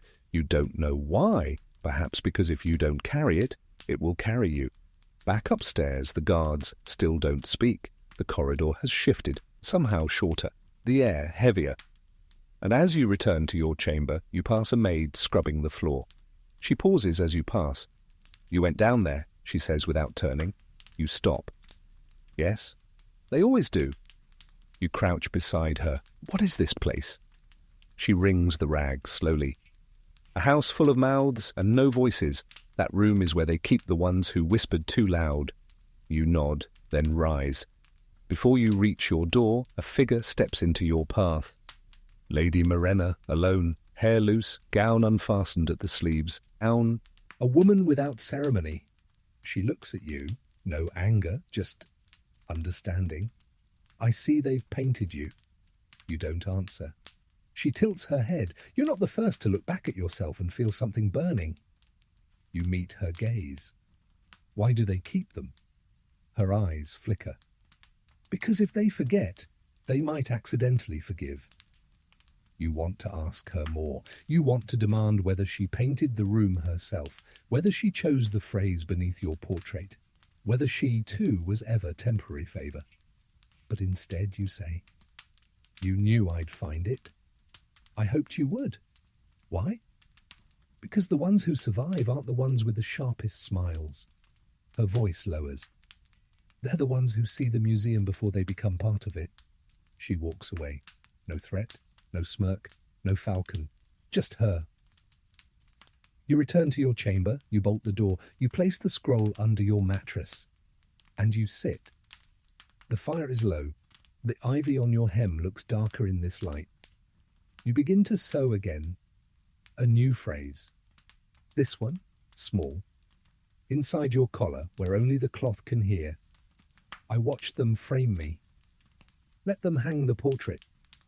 You'll be the one who burns the gallery. The scroll under your mattress feels heavier than it should.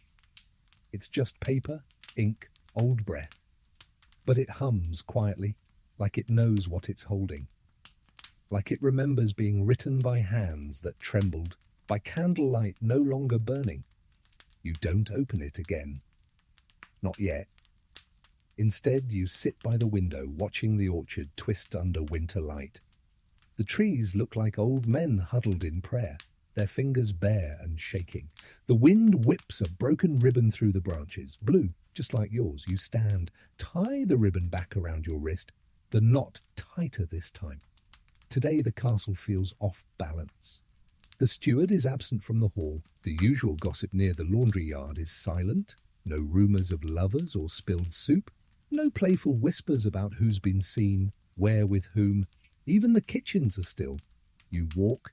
It's the only thing left when everything else is unsure. Past the chapel, past the mews, still empty. Past the gallery, where your portrait now hangs in your memory more vividly than in pigment. You stop near the stables, not for a horse, but for the message. Because there's always a message. And this time it comes in the form of a girl, young, maybe 10, in boots, 2 sizes too big. She scurries across your path, pretending to trip. When she stands, a folded paper lies at your feet. You pick it up without speaking. Unfold it. No words. Just a pressed petal. White. A single lily fragment. You close it gently as if it might bruise. And you understand. Someone is dying. You retrace your steps following instinct, not reason, not to the infirmary, not to the cloister, but the east wing, specifically the 2nd floor, where noble women take tea and spin stories and practice the art of veiled cruelty. There, in a room with a half-shut door and a hearth burning too brightly, lies one of the quiet ones. Lady Adrienne. You only spoke to her twice. Once in the solar, once in the corridor near the old chapel. She wore pearls that never matched, and once said the castle sounded like a song in reverse.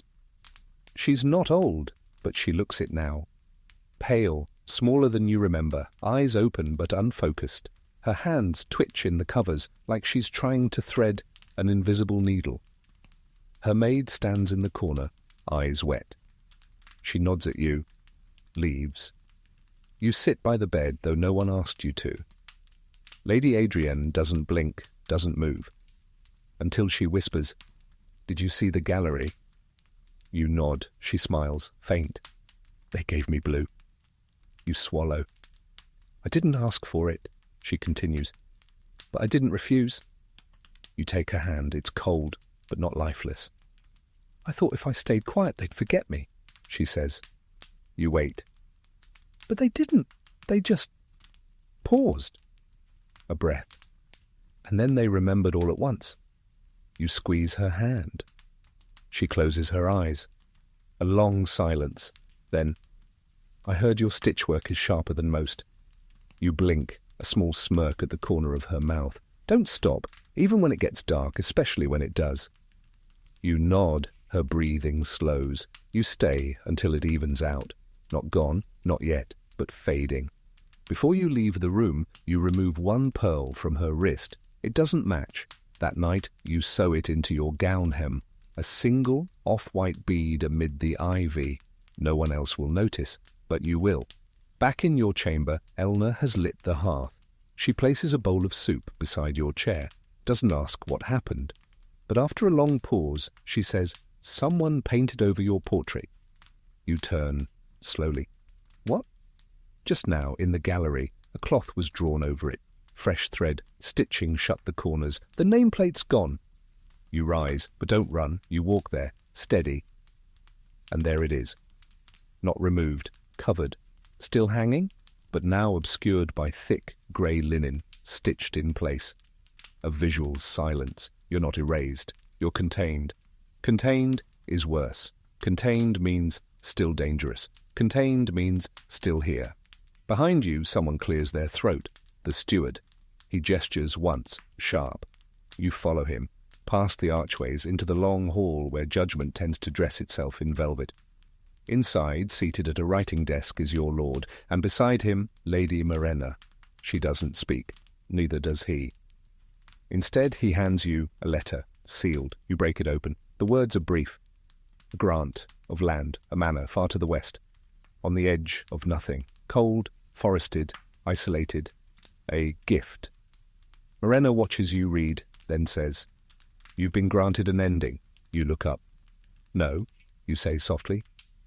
"I've been offered a stage." She leans forward, eyes narrowing, but she doesn't argue. She knows. So do you. This isn't exile, it's expansion. A new place, a new stone memory, a new set of walls to whisper back. You fold the letter, tuck it into your sleeve beside the scroll, the leaf, the petal, the ribbon, and you rise. Send someone, your lord says, when you've settled. You smile. I will. But you won't. You leave the hall. The corridor is colder now, quieter, but when you reach your chamber, there's one last note waiting. Mistresses leave. Roots remain. You laugh and begin packing, not your dresses, just your threads, your herbs, your hem with its hidden names, and the needle, because if they send someone to see what became of you, they won't find a portrait. They'll find a garden growing from the stone. The carriage arrives at dawn, not a grand one, no crests on the doors, no velvet cushions, just old wood, sturdy wheels, and a driver who doesn't meet your eyes. You don't take much. One trunk, one basket of dried herbs, a bundle of embroidery tucked beneath your arm. The hem of your gown hides the rest. Names, warnings, promises stitched in thread that doesn't match. A map, if anyone could read it. Elna stands by the gate. She offers you a bundle of bread wrapped in cloth and something else, a small vial stoppered in wax. Dreams, she says without smiling. You take it. I left your tea things packed, she adds, and your needle is in the lining. You nod. Then, after a pause, you've always known more than you said? Elna shrugs. So have you. The steward appears briefly to nod in your direction. Polite, official, unemotional. You don't see Lady Morena, but the Queen's falcon perches on the outer turret as you pass beneath.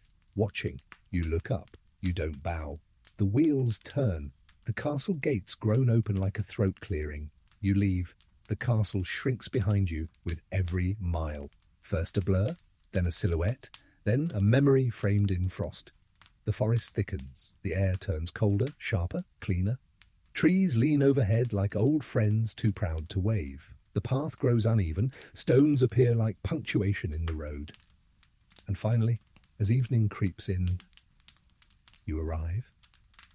The manor is smaller than you imagined. 2 stories. Ivy crawling up one side like it's already claimed you. A garden, overgrown. A stream, thin and murmuring beside the wall. No servants wait outside. No torches lit. You like it more than you expected. Inside, the hearth has been prepared. Someone passed through, lit the fire, left bread on the table, a pitcher of water, a basin with a cracked edge, and, on the windowsill, a feather, not falcon, owl, soft, speckled, silent. You set down your trunk, unroll your blanket, place your needle by the fire, and sit. You don't cry, you don't exhale, you listen. To the wood shifting, to the wind pushing ivy across the shutters, to the sound of a new set of stones trying to decide whether you belong here. Later that night, you begin your first stitch in this new place. Not ivy this time, a root. Thick, gnarled, curling into the hem. The thread is dark red, not blood, but close enough to make liars out of poets. You whisper names into the thread, not aloud, just between the weave. Isabetta, Adrienne, Elna, the unnamed ones, the ones in paintings, the ones who left nothing behind but smudges in margins. They settle in the cloth, sleep beside you. In the morning, a bird perches on the garden wall. Not the falcon, a crow. He caws once, sharp, then waits. You toss him a breadcrumb. He doesn't move, so you throw the rest. He flies away, trailing your offering like a message meant for the wind. That afternoon, a visitor comes, a woman, cloaked, hood drawn low. You don't ask her name. She doesn't ask yours. You pour tea. She sips it. You hand her a bundle of herbs tied with blue thread. She leaves without speaking. You smile. It begins again, but not as it was. This time, there are no stairwells, no jester's hat, no gallery walls waiting to claim your face, just stone, soil. And silence that listens, yes, but also answers. You write nothing down, you stitch. That is your ledger now. And long after your name is no longer spoken, long after the manor gathers moss and stories in equal measure, someone will lift a tattered sleeve in some forgotten trunk and notice the embroidery. Tiny letters, faded threads, a phrase just barely legible. She left quietly, but she never left. Your days take shape like smoke curling into old rafters, slow, unbothered, impossible to pin. There's no steward here to summon you, no bells marking the hours, just birdsong in the morning, wind at midday, and the creak of your boots on frost-wet stone. You rise with the light. You sleep when the fire dies. You don't miss the castle.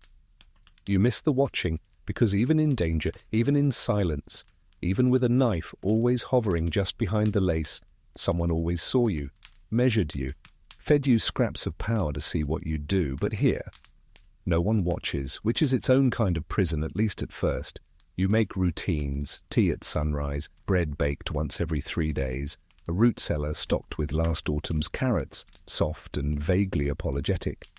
You mend the curtains, sweep the hearth, chase out the occasional rat with the flat of a broom, and the tone of someone who used to order maids to do this sort of thing. And every day you stitch. Small things at first, herbs into linen sachets, borders around napkins. You embroider ivy leaves into the lining of your cloak, just to remind yourself that nothing green stays hidden forever. On the 7th day, a woman arrives. She doesn't knock, just appears in the garden like she's been grown there. Middle-aged, wide hands, hood low, smells of beeswax and garlic. "I heard you sow the truth," she says, matter of fact. You say nothing, just step aside to let her in. She stays 2 hours, doesn't drink tea, doesn't sit, leaves behind a bag of coins and a square of fabric. Blank. "I'll be back when it says something," she says on her way out. You watch her go. When you unfold the fabric, a single hair is stitched into the edge. Grey. That night you begin your first true commission. Not a name, a feeling, fear, grief, the weight of carrying silence too long. You sew it into corners. Let it pool in the center like wine spilled at a feast. Let it twist around the border like a warning. 3 days later, the woman returns. She touches the cloth once, doesn't speak, just nods, and leaves. The next week there's another knock. A man this time, farmer, hands cracked, voice softer than his boots. My wife hears whispers from the window. I think they know she said something she shouldn't have. You brew tea for him, send him home with a sachet stitched in pale thread, 3 words sewn inside the seams. They forget liars. He comes back a month later. His wife sleeps through the night now. You don't tell him that the real magic wasn't in the thread, but in the fact that someone cared enough to ask for protection. Word spreads, slowly, carefully. Never more than 1 visitor at a time. They come in cloaks, in silence, bearing gifts wrapped in rags, onions, dried apples, candles too short to stand on their own. They never ask your name. They never stay long, but each leaves something behind, and you begin keeping records, not on parchment, not in ink, but in cloth. You stitch each visitor into a single tapestry, a dark background, a winding vine. Every leaf, every twist, every thorn is a person, a plea, a prayer. And in the center, a figure in blue, faceless, watching. You, one evening, while adding a petal to the left border, you feel it again, that hum, that presence. You rise, walk to the window, and there, across the orchard, standing just beneath the tree line, is a falcon, not perched, standing, wings folded, head tilted, watching. You blink, gone. You check the sill in the morning. A single grey feather lies curled against the glass. You don't touch it. But that night you stitch it into the tapestry, right above your shoulder. Let them watch. Let them remember. Let the stories twist their way down the hills, through villages and inns and lonely castle halls, of a woman who did not die in a tower, who did not fade under a brocade blanket of shame, who was not painted over, but who walked out, carrying names, needles, and silence sharpened to a point. She did not fall, she grew, and when she blooms, she leaves thorns. The letter arrives in early spring. You find it tucked beneath a stone on your doorstep, weighed down like a secret ashamed of itself. No seal, no crest, just your name, written in a familiar hand, his. The parchment smells faintly of ink and ash. The handwriting is smaller than you remember, hesitant. You take it inside, Place it unopened on the table and finish your tea first. Then, with the slow reverence of someone setting down the final chess piece, you break the fold. The queen is gone. There is space again, if you wish it. That's all. No signature. No apology. No question. Just an open door and a rusted key. You let the paper sit. That day, you clean your house like you're preparing for a funeral. Sweep every corner. Wash every cloth. Scrub the kettle until it shines. You strip the bedsheets. Hang lavender in the eaves. Patch a tiny hole in the hearth curtain where a winter moth once chewed through. Then you go out to the garden. You don't weed it. You don't trim it. You sit in it, letting the vines crawl past your shoes, letting the wild rosemary nestle against your hem, letting the world keep spinning without you for one long, delicious hour, because you know now. This letter isn't a request, it's a test. They want to see if you'll come back. See if you'll return trimmed, quiet, manageable. They think they can offer you what you once begged for. They're wrong. That night you light the fire, take the parchment, and gently fold it into the flames. It burns fast. No smoke, no smell, no second thoughts. And in its place, you stitch a new message into the corner of your tapestry. She left before they learned how to keep her. The next day, a woman arrives at your door. This one is older, pale hair, veins like rivers in her hands, a cloak that smells of smoke and honey. She doesn't speak, she just kneels and places a bundle at your feet, cloth, bloodied at the corner. You lift it gently, unroll it. Inside a torn sleeve, velvet, dark green, the kind worn by women who still pretend they aren't being watched. You know what this means. You nod once, and without asking a single question, you take the cloth to your work table. Your needle is already threaded. The woman watches for a long time before she says softly, "They say you once lived in a castle." You don't look up. "I lived in the walls of one." "And now?" You pause, then, "Now I build better ones." She doesn't nod, doesn't smile, just leaves. Later, while stitching into the sleeve, you find something tucked in the hem. A coin, not for payment. A token. Your lord's face, worn and faded. You thread it into the tapestry, not as a mark of fondness, as a reminder of who tried to own you and failed. Spring unfolds slowly around the manor. The trees bud shyly. The garden surges back to life with weeds and defiance. You wake one morning to find an owl nesting in the eaves, right above the window where the falcon once perched. You don't disturb it. Let it watch. Let it stay. Visitors continue, of course, more now. A young girl with a fever dream and a poem she can't forget. A mother whose son hears voices in the wheat field. A soldier who never came home except in his wife's sleep. Each one brings something, and each one leaves with thread. Because here, your stitching isn't decoration. It's memory, protection, proof. Each piece you sew tells the truth they tried to paint over, the portraits they tried to hide, and every thread whispers the same thing into the wind. She is still here. She never bowed. She knew the names, and she remembered. You don't keep a guest list. You don't need one. The ones who find you were never meant for lists. They arrive barefoot or overdressed, eyes darting or half asleep. They never come twice, but you remember them all. The woman with the cracked ring, the baker's daughter with the bruised wrist and the voice too steady for someone that's scared, the old monk who handed you a bundle of red thread and whispered, "Don't use it until someone bleeds honestly." You keep the thread. You keep everything, even the stories you're not supposed to remember. One night, long after the moon has tired of looking at you, there's a knock. Not soft, not secretive, confident. You open the doors slowly, bracing for the kind of face that used to smirk at you from stone corridors. But it's not a face you recognize, at least not right away. He's older now, thinner, hair shorter, beard grown in, eyes that don't carry authority anymore, just history. Your lord, former, or perhaps just faded. He smiles the way men do when they aren't sure they're welcome. "I wasn't sure if you'd still be here," he says. You lean against the frame. "I wasn't sure you'd come as yourself." He glances past you into the house as if expecting traps, or ghosts, or women he forgot the names of. "I didn't come to intrude," he offers. "You already did," you reply. "Then, tea?" He hesitates, then nods. You lead him inside. The hearth is low, the tea already steeped. You pour 2 cups. He takes his with honey. Of course he does. "I heard about the Queen," you say finally. His fingers tighten around the cup. Peacefully, in her sleep. "How dull?" "She preferred it that way." You sip. He doesn't. "You were never dull," he says quietly. You raise an eyebrow. "I was never safe. That's not the same." He nods, accepting the point like a man used to being told late truths. There's a long silence.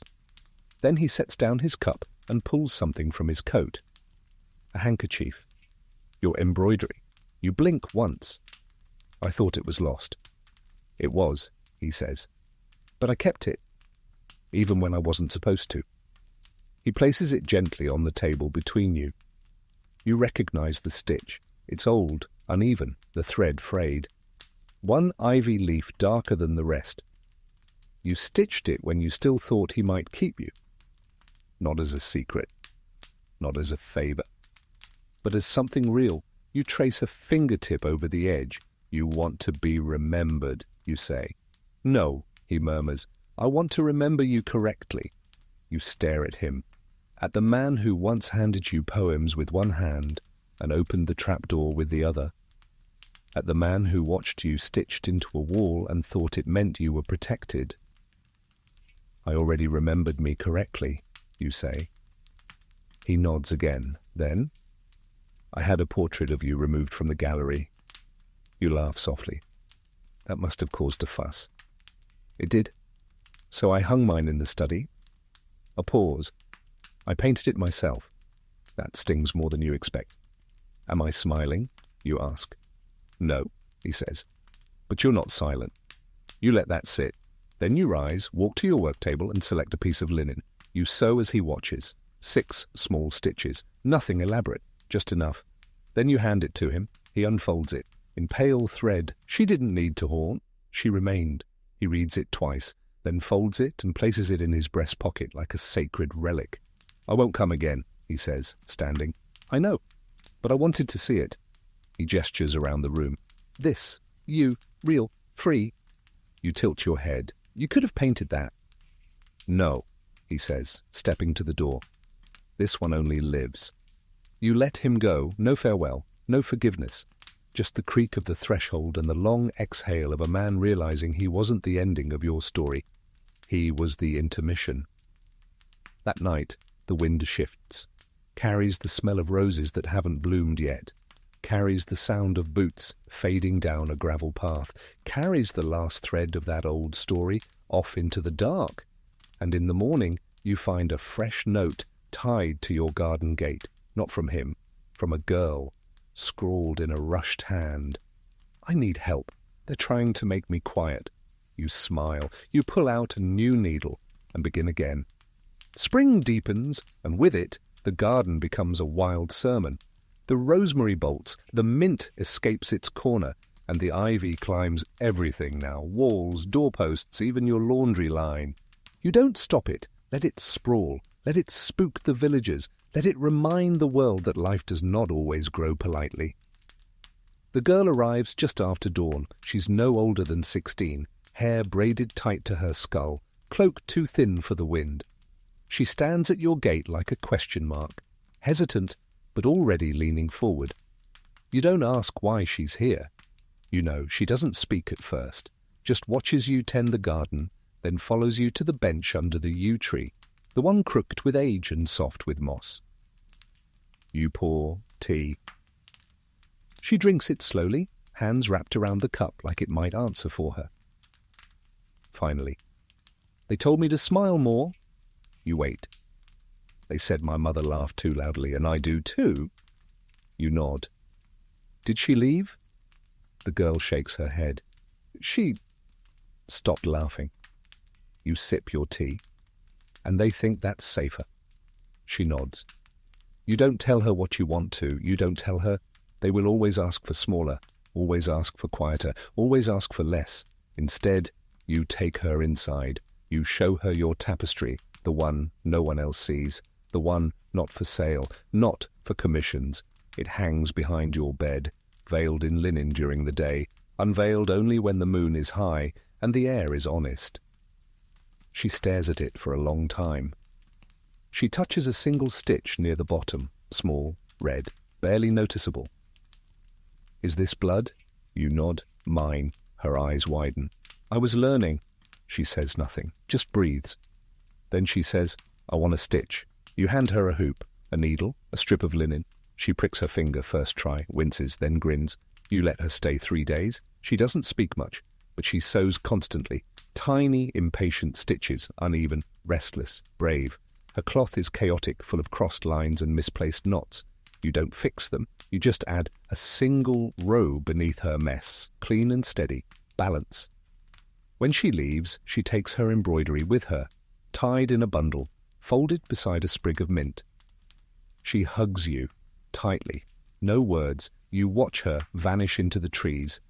And later that night, you add her cloth to the archive, your hidden library. It's not alphabetical, not chronological, it's emotional. Organized by sorrow, by strength, by secrets. You sew hers beside the baker's daughter, across from the monk's red thread, above the handkerchief your lord left behind. You're running out of space. You'll build shelves soon. You'll need them, because they keep coming, one by one, quiet footsteps on your path, eyes wide, hands trembling, hearts so full they leak. A midwife who delivered a stillborn child and was blamed for bad luck. A man who paints with ash because colours make him weep. A widow who talks in her sleep and wakes with dirt under her nails. They arrive. They bring you pieces, a shawl, a glove, a bit of broken comb. You sew each one. You learn their patterns. You teach them stitches. You make them tea. You give them silence and watch what they fill it with. Sometimes they leave laughter behind. Sometimes tears. Sometimes words they were never allowed to say aloud. Now, sewn into corners, hidden under borders, whispered through thread. One night, a boy arrives. Young, too young, eyes too big. Voice barely there. He doesn't carry anything, just a name, yours. He says it like a question, like a prayer. You nod once, he relaxes, then he says, They told me you were a witch. You smile. I'm worse. He grins back. You make him tea. You don't ask what brought him. You never do. That night you stitch something new into your personal tapestry. Not ivy, not blood. A mirror, small, crooked, threaded in silver, because you've started to notice. They're not just coming to be helped, they're coming to see. And what they see is not a mistress, not a myth, not a monster. They see a woman who was almost silenced and wasn't. A woman who was offered the echo of power and chose her own voice instead. They see what they could become, and so they stitch, and you stitch, and the world slowly mends. There's a rhythm to healing, not a gentle one, not a sweet lullaby or soft tide. No, healing, real healing, arrives like a storm that learns to walk. Uneven, unapologetic, full of thunder that doesn't ask permission. You learn this not from your own story, but from theirs. A woman arrives one afternoon with hands too clean for her clothes. Her face is smudged with charcoal, but her knuckles are spotless. She says she was once a tutor. Now she can't read without shaking. You don't ask what broke her, you show her a different alphabet. Thread. She sews her first sentence in navy blue on frayed linen. I remember who I was. You frame it. Hang it above the hearth. She cries without making a sound, then leaves. You don't see her again, but months later a package arrives. Books, old, water-stained, one with a stitched corner. Inside, a pressed violet and a note. Thank you for the page. Another woman brings music, a bard once, voice like honey and gravel. Now she sings only to herself. She stays in your garden for 3 days, humming lullabies to the yew tree. On the 4th, she hands you a lute string, frayed, nearly snapped. You stitch it into a ribbon and wear it in your braid. The sound lingers longer than her footsteps. Then there's the knight. He doesn't wear armor, just guilt. Says he never lifted a hand against anyone, but stood by as others did. You think you're safe when your hands are empty, he whispers. You're not. You give him a square of cloth and let him sew his initials over and over again. By the time he leaves, they're illegible. He smiles for the first time as he folds it away. Not all visitors are gentle. One comes angry. She slams your gate open with the force of a woman who's had enough of being polite. Her cloak is red, her boots muddy, her voice is all corners. I was told you fix people. You shake your head. I just remind them what wasn't broken. She scoffs but stays.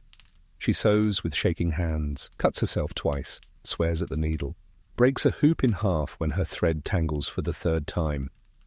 You let her. Eventually, she stabs the cloth one last time and hands it to you. You read the words, jagged, uneven, furious. He doesn't get to keep my name.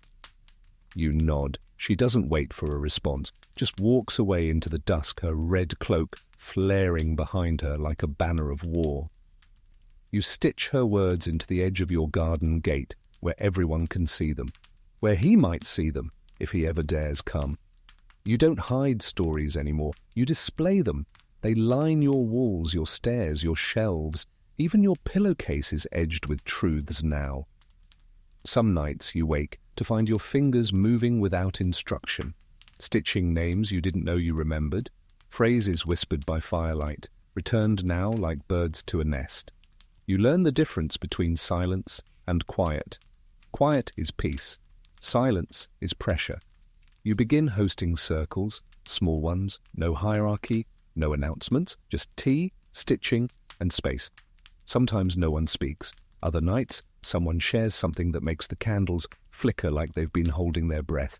You never force it. You just keep the kettle full and your needle sharp.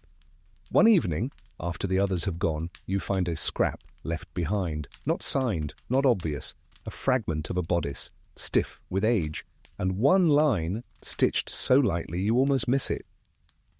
They taught me shame. I unlearned it here. You place it by the door. Let it greet every new arrival, because you know what's coming. The seasons turn, but the world outside doesn't change quickly. Power still grips tight. Fear still whispers louder than truth. But the walkways to your door are wearing into the grass, and you've started mapping them. Not with quill and parchment, but with cloth.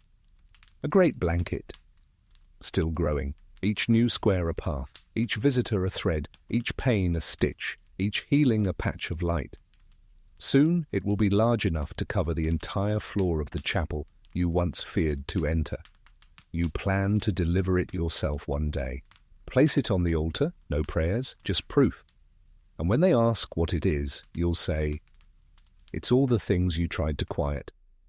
And if they try to roll it up, you'll hand them a needle and say, add your piece. Summer doesn't knock, it swells. Thick heat seeps into the stones of the manor, curling beneath rugs and behind shutters. The ivy explodes into every crack. The herbs go feral. The lavender rebels. The rosemary refuses pruning. And even the thyme climbs the trellis like it's been dead. You stop fighting it. You let it grow. Let the house breathe like it never could in the castle. There, walls pressed in like they knew your name too well. Here, they exhale. One morning, you wake to find a stranger asleep beneath your window, young, barefoot, curled on her side like she was dropped there by a dream. You don't wake her. You leave a cup of water on the sill, fresh bread, a cloth with your initials stitched into the hem. She's gone by the time the sun clears the roof, but the bread is eaten, the cloth taken. Later that day, a painted rock appears on your doorstep. A single word scratched into it with a nail. Found. You place it in your garden, next to the stone marked gone. Visitors lessen during summer. The roads are too hot, the work too urgent. Crops ripen, children grow restless. Animals birth and bolt and break. But letters increase. Tiny scraps mostly, folded into herb bundles, wrapped around ribbons, tucked into baskets of fruit left by your gate. One contains a lock of hair tied with red thread, another a torn bit of hymn book with the line, "She sang too loudly in the wrong key." You stitch both into the long shawl you've been building. A shawl no one wears, not yet, but someday someone will. One day you receive a different kind of message, carried not by hand, not by word, but by fire. Smoke curls over the trees just before dusk, thick, black, purposeful. You follow it, through the orchard, down the winding path, past the owl tree, now hollow and housing only memory, to the edge of the woods, where a small house once stood, now ash. A woman waits nearby, not crying, just standing, watching the ruin like it owes her something. You approach. She turns.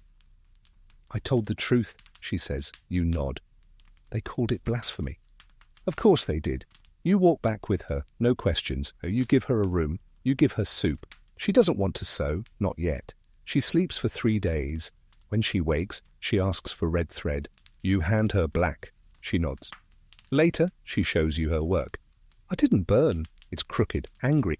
"Perfect. You sew it onto the lining of your cloak, just above your heart, because that's what you've become, isn't it? Not a healer, not a witch, not even a mistress anymore. A keeper of stories, of ash, of names and silences and laughter sewn back together. One night, thunder rolls over the hills like a drunk memory trying to find its way home. You light every candle in the house. You sit at your table, and you write a letter. To no one. To everyone. You stitch it as you write, line by line, onto pale linen, each word steady, deliberate. It reads, "I was once the pause in someone else's sentence. Now I am the breath before my own name. I was once a shadow dressed in perfume. Now I am a door that remembers how to close. I was once a painting. Now I am the frame. I was once quiet. Now I choose when." You pin it to your wall, not hidden, not framed, just there, visible, waiting. By morning the storm has passed, the roof held, the garden survived. You open the shutters, and the world smells clean. You sip your tea slowly, then notice. On the stone where you once placed the rock marked "found," another now rests beside it, a smooth grey oval. One word etched into the surface. Staying. You smile, you don't know who left it, but you leave it there. Let the wind read it, let the roots memorize it, let the world take notice, because you're not hiding anymore. You are the place people go when they realize they were never the broken thing, just misplaced. Autumn arrives with no apology.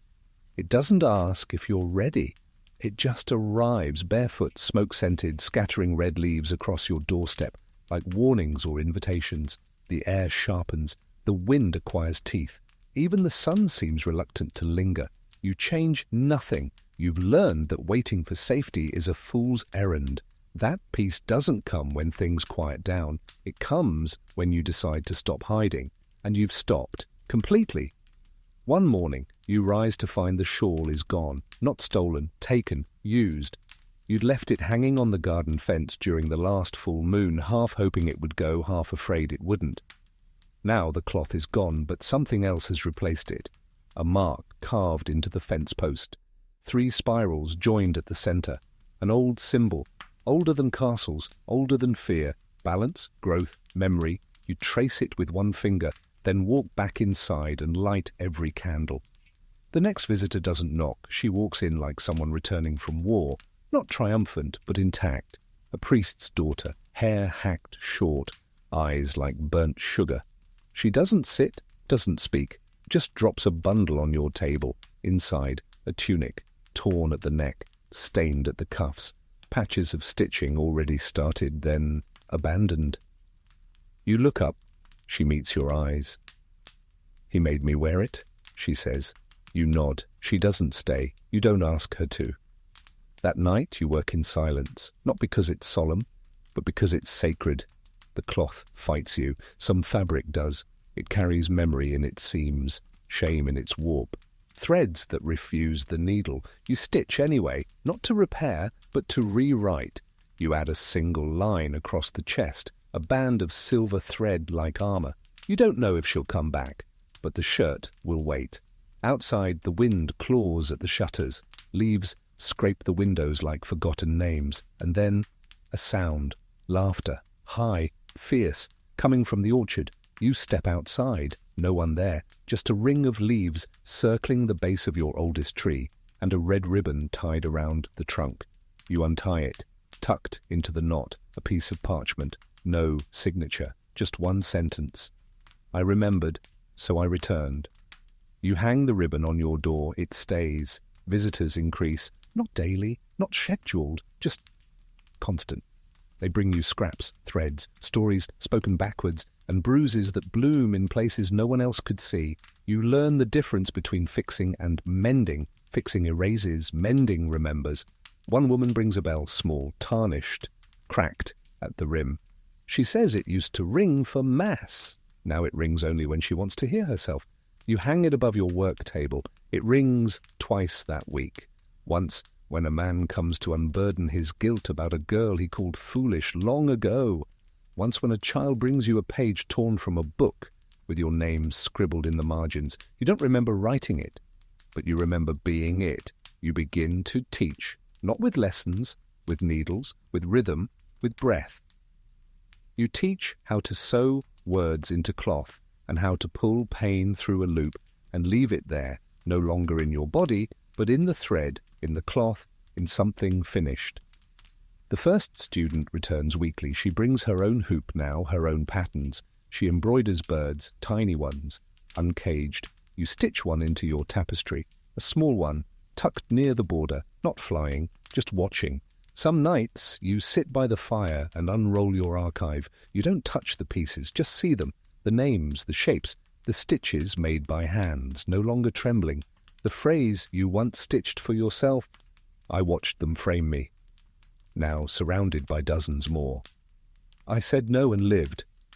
She wasn't the witch, they just hated her fire. I stayed too long. I forgive myself. He apologized. I didn't. They erased me. I rewrote it. No one asked your permission. You gave them space instead. And in that space they bloomed. This is no longer your house. It's theirs. It's everyone's. It's a gallery of what couldn't be buried. And when a passing knight, fresh-faced, arrogant, full of court tales, asks if you regret leaving the castle, you pour him tea, let him speak. Then hand him a folded cloth. He opens it, reads the message. I was not cast out. I walked. He doesn't finish his tea. You're fine with that. You hang the cloth on your wall, beside the others. The bell rings once. Outside the wind shifts, carries threads into the trees. They won't unravel. You knotted them too well. First frost comes without drama.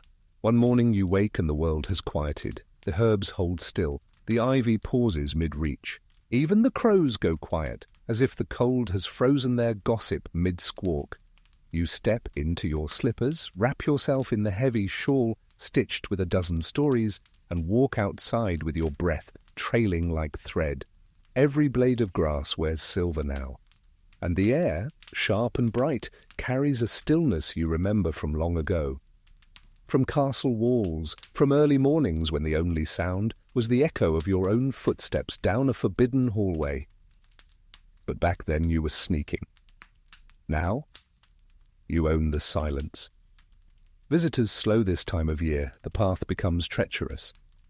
The woods darker, the winds less forgiving. But some still come. One woman arrives with a child clinging to her back, wrapped in cloth too thin for the cold. She doesn't say what happened. She doesn't need to. You feed them. You sew them matching gloves from scraps of old velvet and line them with sheep's wool saved from last year's barter. When they leave, they take one thing each. She, a stitched phrase hidden inside her new cloak. You are allowed to keep breathing. And the child, a button shaped like a moon. You find a pine cone placed gently on your doorstep the next morning. A thank you in a different language. Another arrives bearing nothing but a name. Not her own. Yours. She says it once, then bites her lip like she's afraid it might dissolve in the air. I heard about you, she says. But I didn't think you were real. You smile. I'm not. I'm just very persistent. She stays for tea, doesn't ask for thread, doesn't offer a story. But when she leaves, she tucks a coin under your teacup. Not for payment, but memory. You sew it into your chair cushion, so you don't forget to sit down sometimes. You begin preparing for winter in earnest. You pull quilts from the loft, air them, beat the dust from their corners like regrets. You dry herbs above the fire. You mend mittens, candles, lanterns. You gather wood not for warmth, but for light, because winter doesn't always try to kill you. Sometimes it just wants you still. And stillness doesn't scare you anymore. In fact, you invite it. One evening, you build a fire higher than usual and sit in front of it. Embroidery in your lap, but no needle in hand. You're remembering. Not the castle, but before. Before the secrets, before the silks, before the man who said your name like it was both a blessing and a bruise. You remember a kitchen, a garden, a mother's hands. You remember mending as comfort, not survival. You breathe in and begin to stitch. Your name, just that. In thread, the colour of fog, you sew it on the underside of the curtain that faces the forest, where no one will ever see it except the trees. It's your way of saying, I'm still here, and not waiting to be called again. Days shorten, nights stretch, the owl returns, perches on your eaves, same as last year, same yellow eyes, same ghost-grey wings. You speak to it now, just small things. Good evening. Still watching? Stay warm? It never replies, but it never leaves. And that, you think, is the better part of love. Not declarations. Presence. One night you wake before dawn to the sound of soft knocking. When you open the door, there's no one there, just a bundle, neatly wrapped, inside a pair of shoes. Scuffed, stitched, familiar. You hadn't seen them in years. Not since the last time you walked the stone stairs in the castle. Not since you paused at the secret door and wondered if your name would be remembered in a poem or burned in a sermon. You lift one shoe. Tucked inside a folded parchment, you open it. You left everything but yourself. I am still watching and still learning. Forgive me for only understanding once you were gone. There's no name, but you know the hand. You place the shoes by the hearth. You don't burn the letter. You sew it word by word into your scarf. Let the words warm you now. Let them stay. You hang a new sign by your door that morning. Just thread on cloth. 3 words. We remember here because you do and because they must. Winter arrives not with a bang, but a breath, slow, silent, and startlingly tender. You wake one morning and the world has turned to porcelain. Frost crystals web across the windows like some frostbitten artist has been sketching while you slept. The trees bow slightly beneath white, and your footsteps on the porch creak like the bones of old stories. The fire takes longer to start these days. The kettle takes longer to boil, but you don't mind, you've grown patient. After all, some truths only reveal themselves in the hush. The manor grows quieter still, and visitors dwindle to a trickle, then to silence. Letters slow. Even the birds seem to write shorter messages in the snow. But solitude, to you, is not absence. It's echo. Each room holds memory now, each cushion, stitch. Each whisper of wool against your sleeve carries the shape of a voice that once shook when it said something true. And in this stillness you find a strange new companion, yourself. Not the girl who once dreamt of silks and staircases. Not the mistress who knew how to breathe without being noticed, but you. The you who plants sage in December, even though it won't sprout until March. The you who stitches her own shadow into a quilt just to remember that even darkness deserves to be held. The you who's finally stopped flinching when praised. You take long walks now, despite the cold. Wrapped in layers of memory and wool, you crunch through the woods and visit the places no one else does.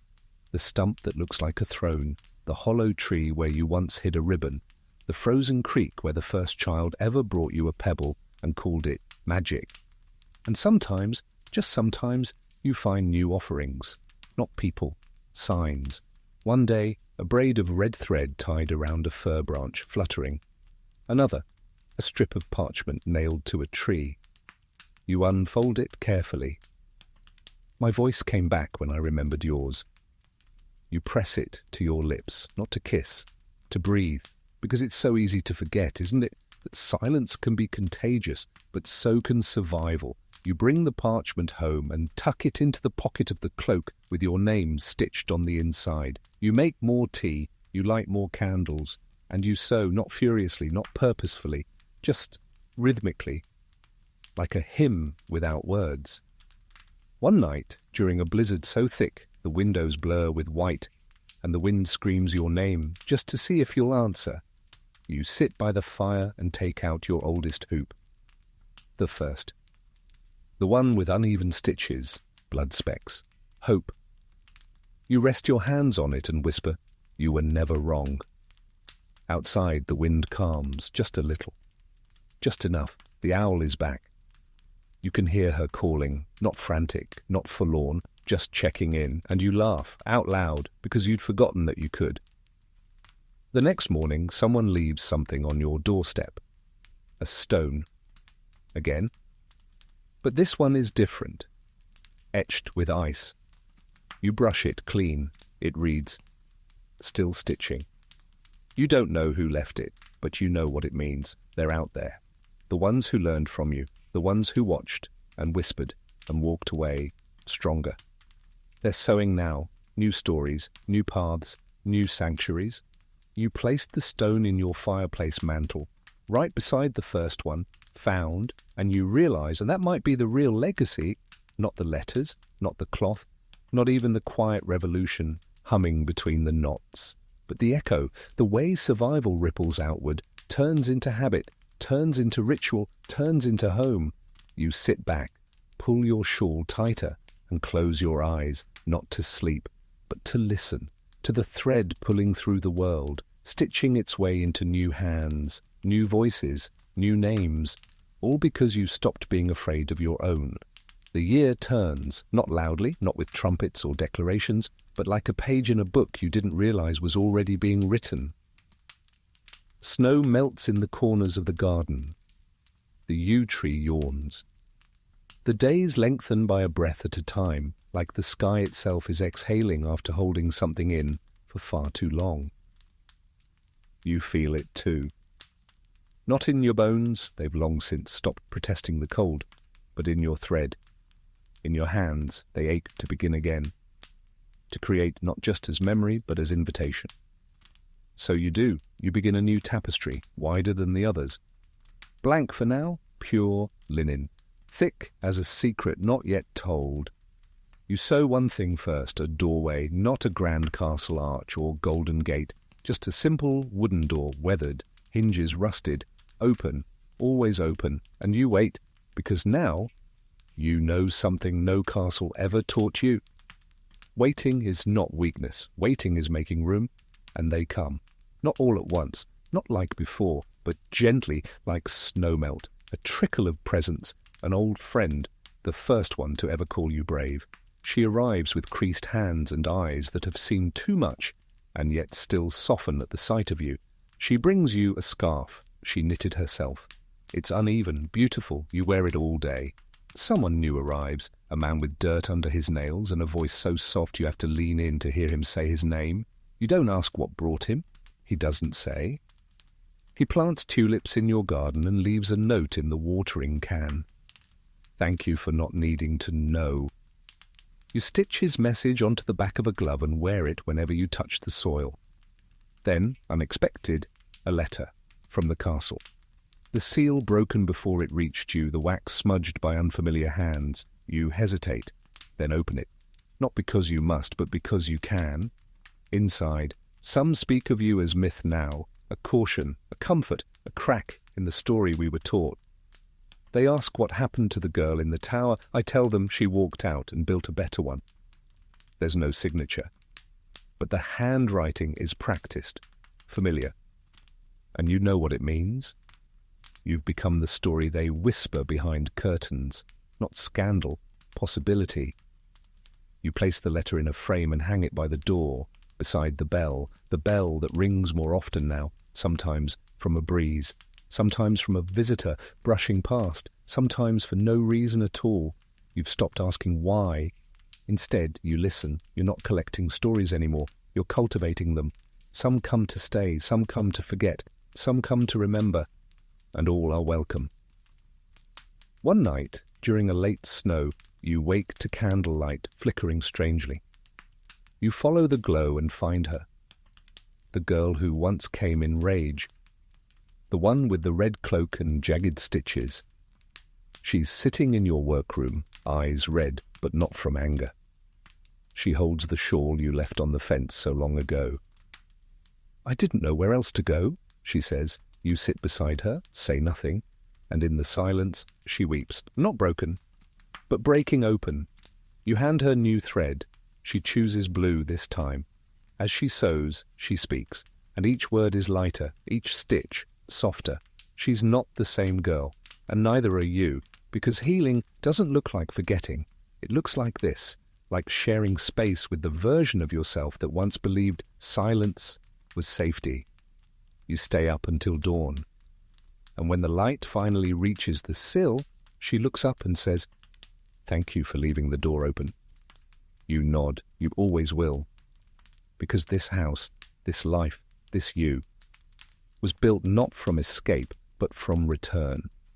From remembering, from refusing, to vanish just because someone else turned the page. So you pick up your needle again and start stitching the next part, not knowing what it will be, but knowing it will matter.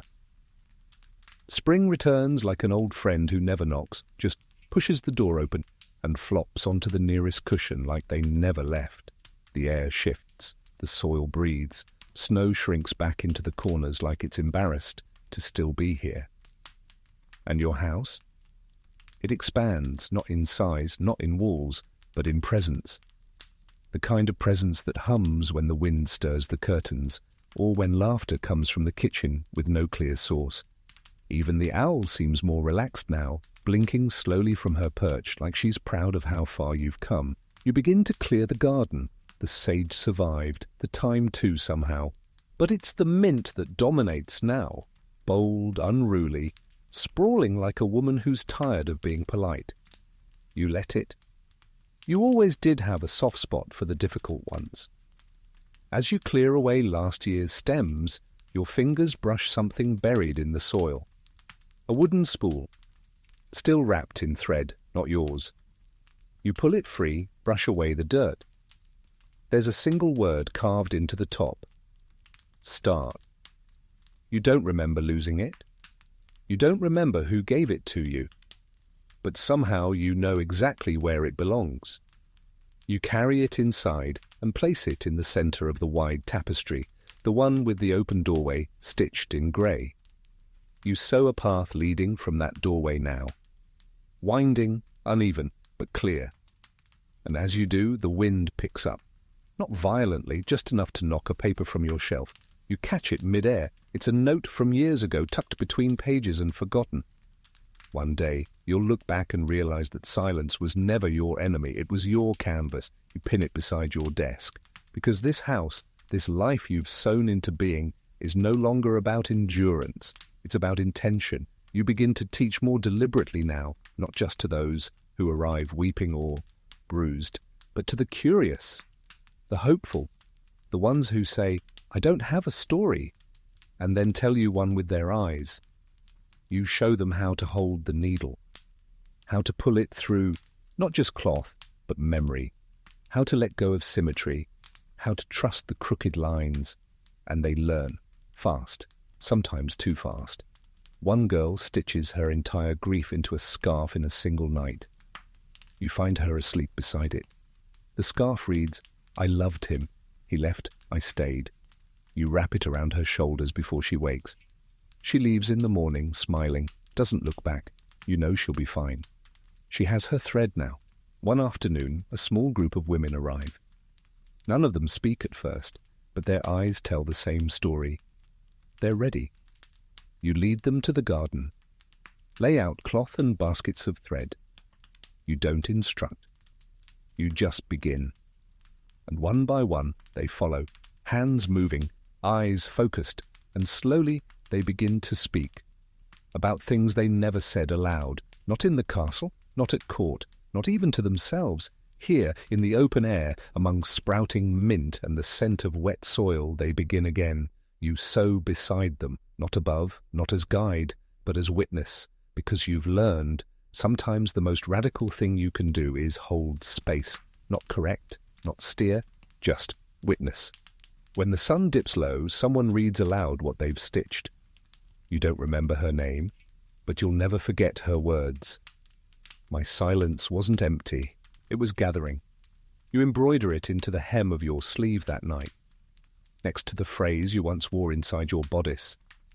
I watched them frame me, because now you've reframed yourself. And the walls of this home are lined not with portraits of kings, but with testaments of becoming. You hang no crests, you wear no title, you simply continue, thread in hand, door open, heart not healed, but whole. Rain returns before the season does, not summer rain, the joyful, barefoot, dancing kind, but soft, grey drizzle that slips through every crack, settles in your bones, and makes even the candles feel unsure of themselves. It taps on the roof like a memory trying to get your attention, and it brings something with it. You wake to hoofbeats, not thunderous, just steady, intentional. By the time you reach the door, the figure has already dismounted. The cloak is familiar, so is the silence. It's him. Years older, less polished, more human. The Lord who once whispered poetry into your collarbone and punishment into your silence. He doesn't speak, not right away, just stands, dripping, eyes trying to find the version of you he remembers. But she's not here. She hasn't been for a long, long time. So you say nothing, you wait. And finally, he bows his head, not like a nobleman greeting a court, but like a child who's about to confess. I didn't come to ask, he says. I came to acknowledge. You step aside and let him in, because you've always known how to welcome storms. He removes his cloak and hangs it beside yours. The silence that follows is not empty. It's crowded, with everything unsaid. You serve tea, not because he deserves it, but because you do. He looks around the room, takes in the tapestries, the phrases, the layers of story sewn into curtain hems and pillow seams. You built this, he says, more to himself than to you. No, you reply, I stitched it. He nods, and for the first time, you believe he understands the difference. You sit. He does not. He paces 3 steps, then back, like he used to in the war room, planning battles. Now he's battling something else. Finally, he places something on your table, a purse, heavy, worn. My wife is gone, he says. The child's grown. There's no one left to speak the truth but me. You don't touch the purse. You look at him, not the way you used to, through lowered lashes and calculated breath, but plainly, directly. You could have spoken sooner, I know. You could have freed me. I couldn't even free myself. And there it is, the truth, not clean, not satisfying, but real. You stand and walk to the hearth, add a log, let the fire rise. Then you say, I'm not yours anymore, not even in memory. He doesn't flinch, just closes his eyes. I know, he repeats, that's why I came, to give you back whatever part of me you carried. You laugh, soft, sad. I dropped that weight years ago. And now he flinches. You open the purse. Inside, coins, documents, a deed to a manor, the one you were once promised, the one that was never gifted. Until now. I don't want your land, you say. It's not a gift, it's an amendment. You think for a long while. Then pull a piece of parchment from your drawer. You write 4 words. Keep it. Do better. You fold it, place it back into the purse, hand it to him. He hesitates, but he takes it, because he knows now this house isn't stitched from regret. It's stitched from refusal. He leaves without another word, and you don't watch him go. You return to your hoop, thread a new needle, and begin a border of leaves around your doorway tapestry. Not to close it, just to remind yourself growth can happen again, even at the edge of something that almost broke you, especially there. That night, the rain softens, the candles burn steadier, and a visitor leaves something at your threshold, a stone, smooth, etched with one word, free. You place it beside the others. Found, still stitching, free. A trinity of survival, a trilogy of self. You wrap yourself in the scarf stitched with all your first phrases and stand by the window. The rain has stopped, but the world is still wet with remembering. And so are you.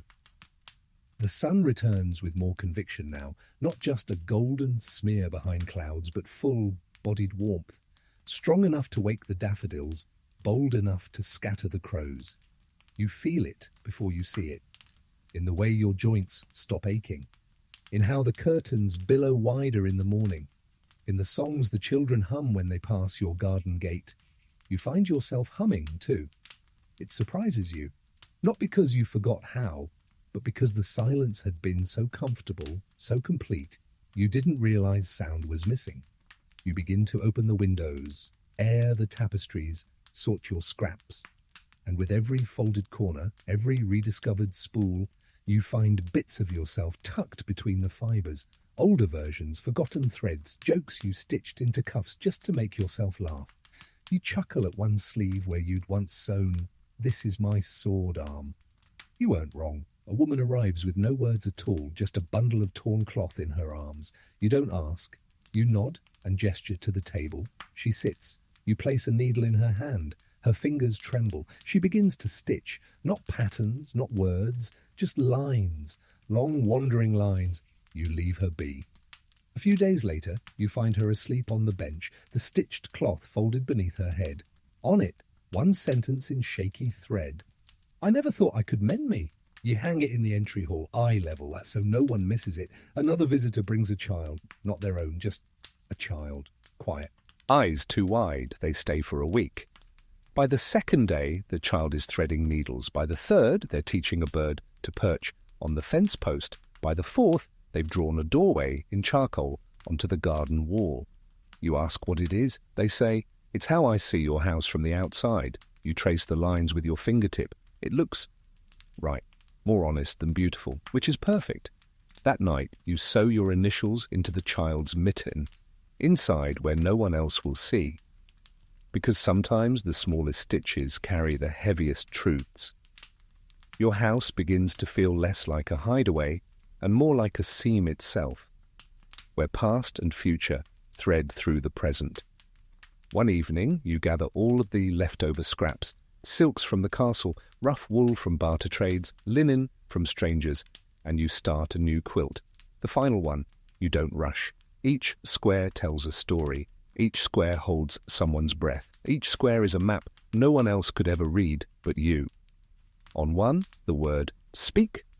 On another, "no need." On a third, just a stitched drawing of a door slightly ajar, with light spilling through. As you work, your hands begin to ache, not with pain, but with finality. The kind of ache that comes when something is almost complete. You pause, let the moment breathe. You hang the quilt on the wall, facing your front door. The first thing anyone will see, the last thing you'll ever explain. And beside it, you place the final stone. Smooth, heavy, it reads, "Enough." Not as surrender, but as recognition. You've stitched your legacy. You've witnessed the mending. You've created a refuge where names are sown, not spoken, and stories hang in air like steam from tea. That night, you light every candle. Let the house glow like the inside of a memory. And for the first time, you walk through every room without thinking of what once happened inside it. You only think of what stayed. A shawl on a peg, a phrase in a frame, a chair that sighs when you sit down, a bell that chimes even when there's no wind. You lie down, pull the softest quilt over you, and before sleep finds you, you whisper aloud, just once, "I stitched myself back together." The house hears you, and rests too. The final morning arrives like any other. No fanfare, no dramatic sky, Just a soft breeze slipping through the curtains, a cup of tea gone slightly cold on the windowsill, and the quiet hush of a house that has learned how to breathe with you. You rise slowly, bones grateful, heart settled. Your slippers find their groove on the floorboards like they always do. Today is not an ending, but it is a ceiling. You dress without ceremony, linen, faded, stitched along the cuffs with phrases only you understand. You pull your hair back, not out of habit, but intention. Because today you finish what you began. In the garden, the mint has gone wild again. You laugh as you step around it, letting it brush your skirts like an eager pet. The owl watches from her perch above the toolshed, eyes soft. Even she knows. You open your workroom one last time. Every wall, every corner, every basket carries a hum, not sound, memory. You sit at your desk. Before you, the last scrap of cloth waits, uncut, unmarked. You smooth it gently, pick up your thimble, slide it onto your finger like a crown, and begin the final stitch. No name, no pattern, just one word. In the thread colour you've saved for years. Gold. The word is simple, but it glows in the morning light like a secret finally spoken aloud. Remain. You knot it. Cut the thread, lay the fabric flat, and breathe. A knock comes, gentle, unsure. You open the door to a stranger, not young, not lost, just looking. They hold a bundle of cloth and say, "I've heard you show people how." You smile. Step aside. Only if you're willing to get the first few stitches wrong. They laugh, already relieved. And just like that, the story continues. Not yours, theirs. And that's exactly how you wanted it. So now let yourself rest. Let your breath slow, your shoulders soften, your jaw release. Feel the air settle around you, like the stillness after a long walk through old rooms and older memories. You've wandered through corridors of cloth and silence, listened to secrets stitched into seams, watched women become whole again, not with swords or spells, but with a needle and a choice. And through it all, you've stayed. You, the quiet witness, the steady breath. You've followed every thread, through heartbreak and healing, through exile and return, through tears dried beside hearths and laughter sewn into sleeves. You've watched a life unravel and be re-spun, not into what it was, but into something braver, quieter, stronger. And now that we're here, at the edge of the last page, there is no curtain call, no grand farewell. Only this, the knowing. The soft, undeniable knowing that every moment you listened, truly listened, became part of the stitching too. So sleep now, not like someone escaping the day, but like someone entering a sanctuary made entirely of thread and truth and echoes. You are safe here. The door is open, the tea is warm, the needle is set down, and the last candle flickers low. No need to rise, no need to remember, just let go, let it all soften, let the silence hold you, let the house go quiet once more.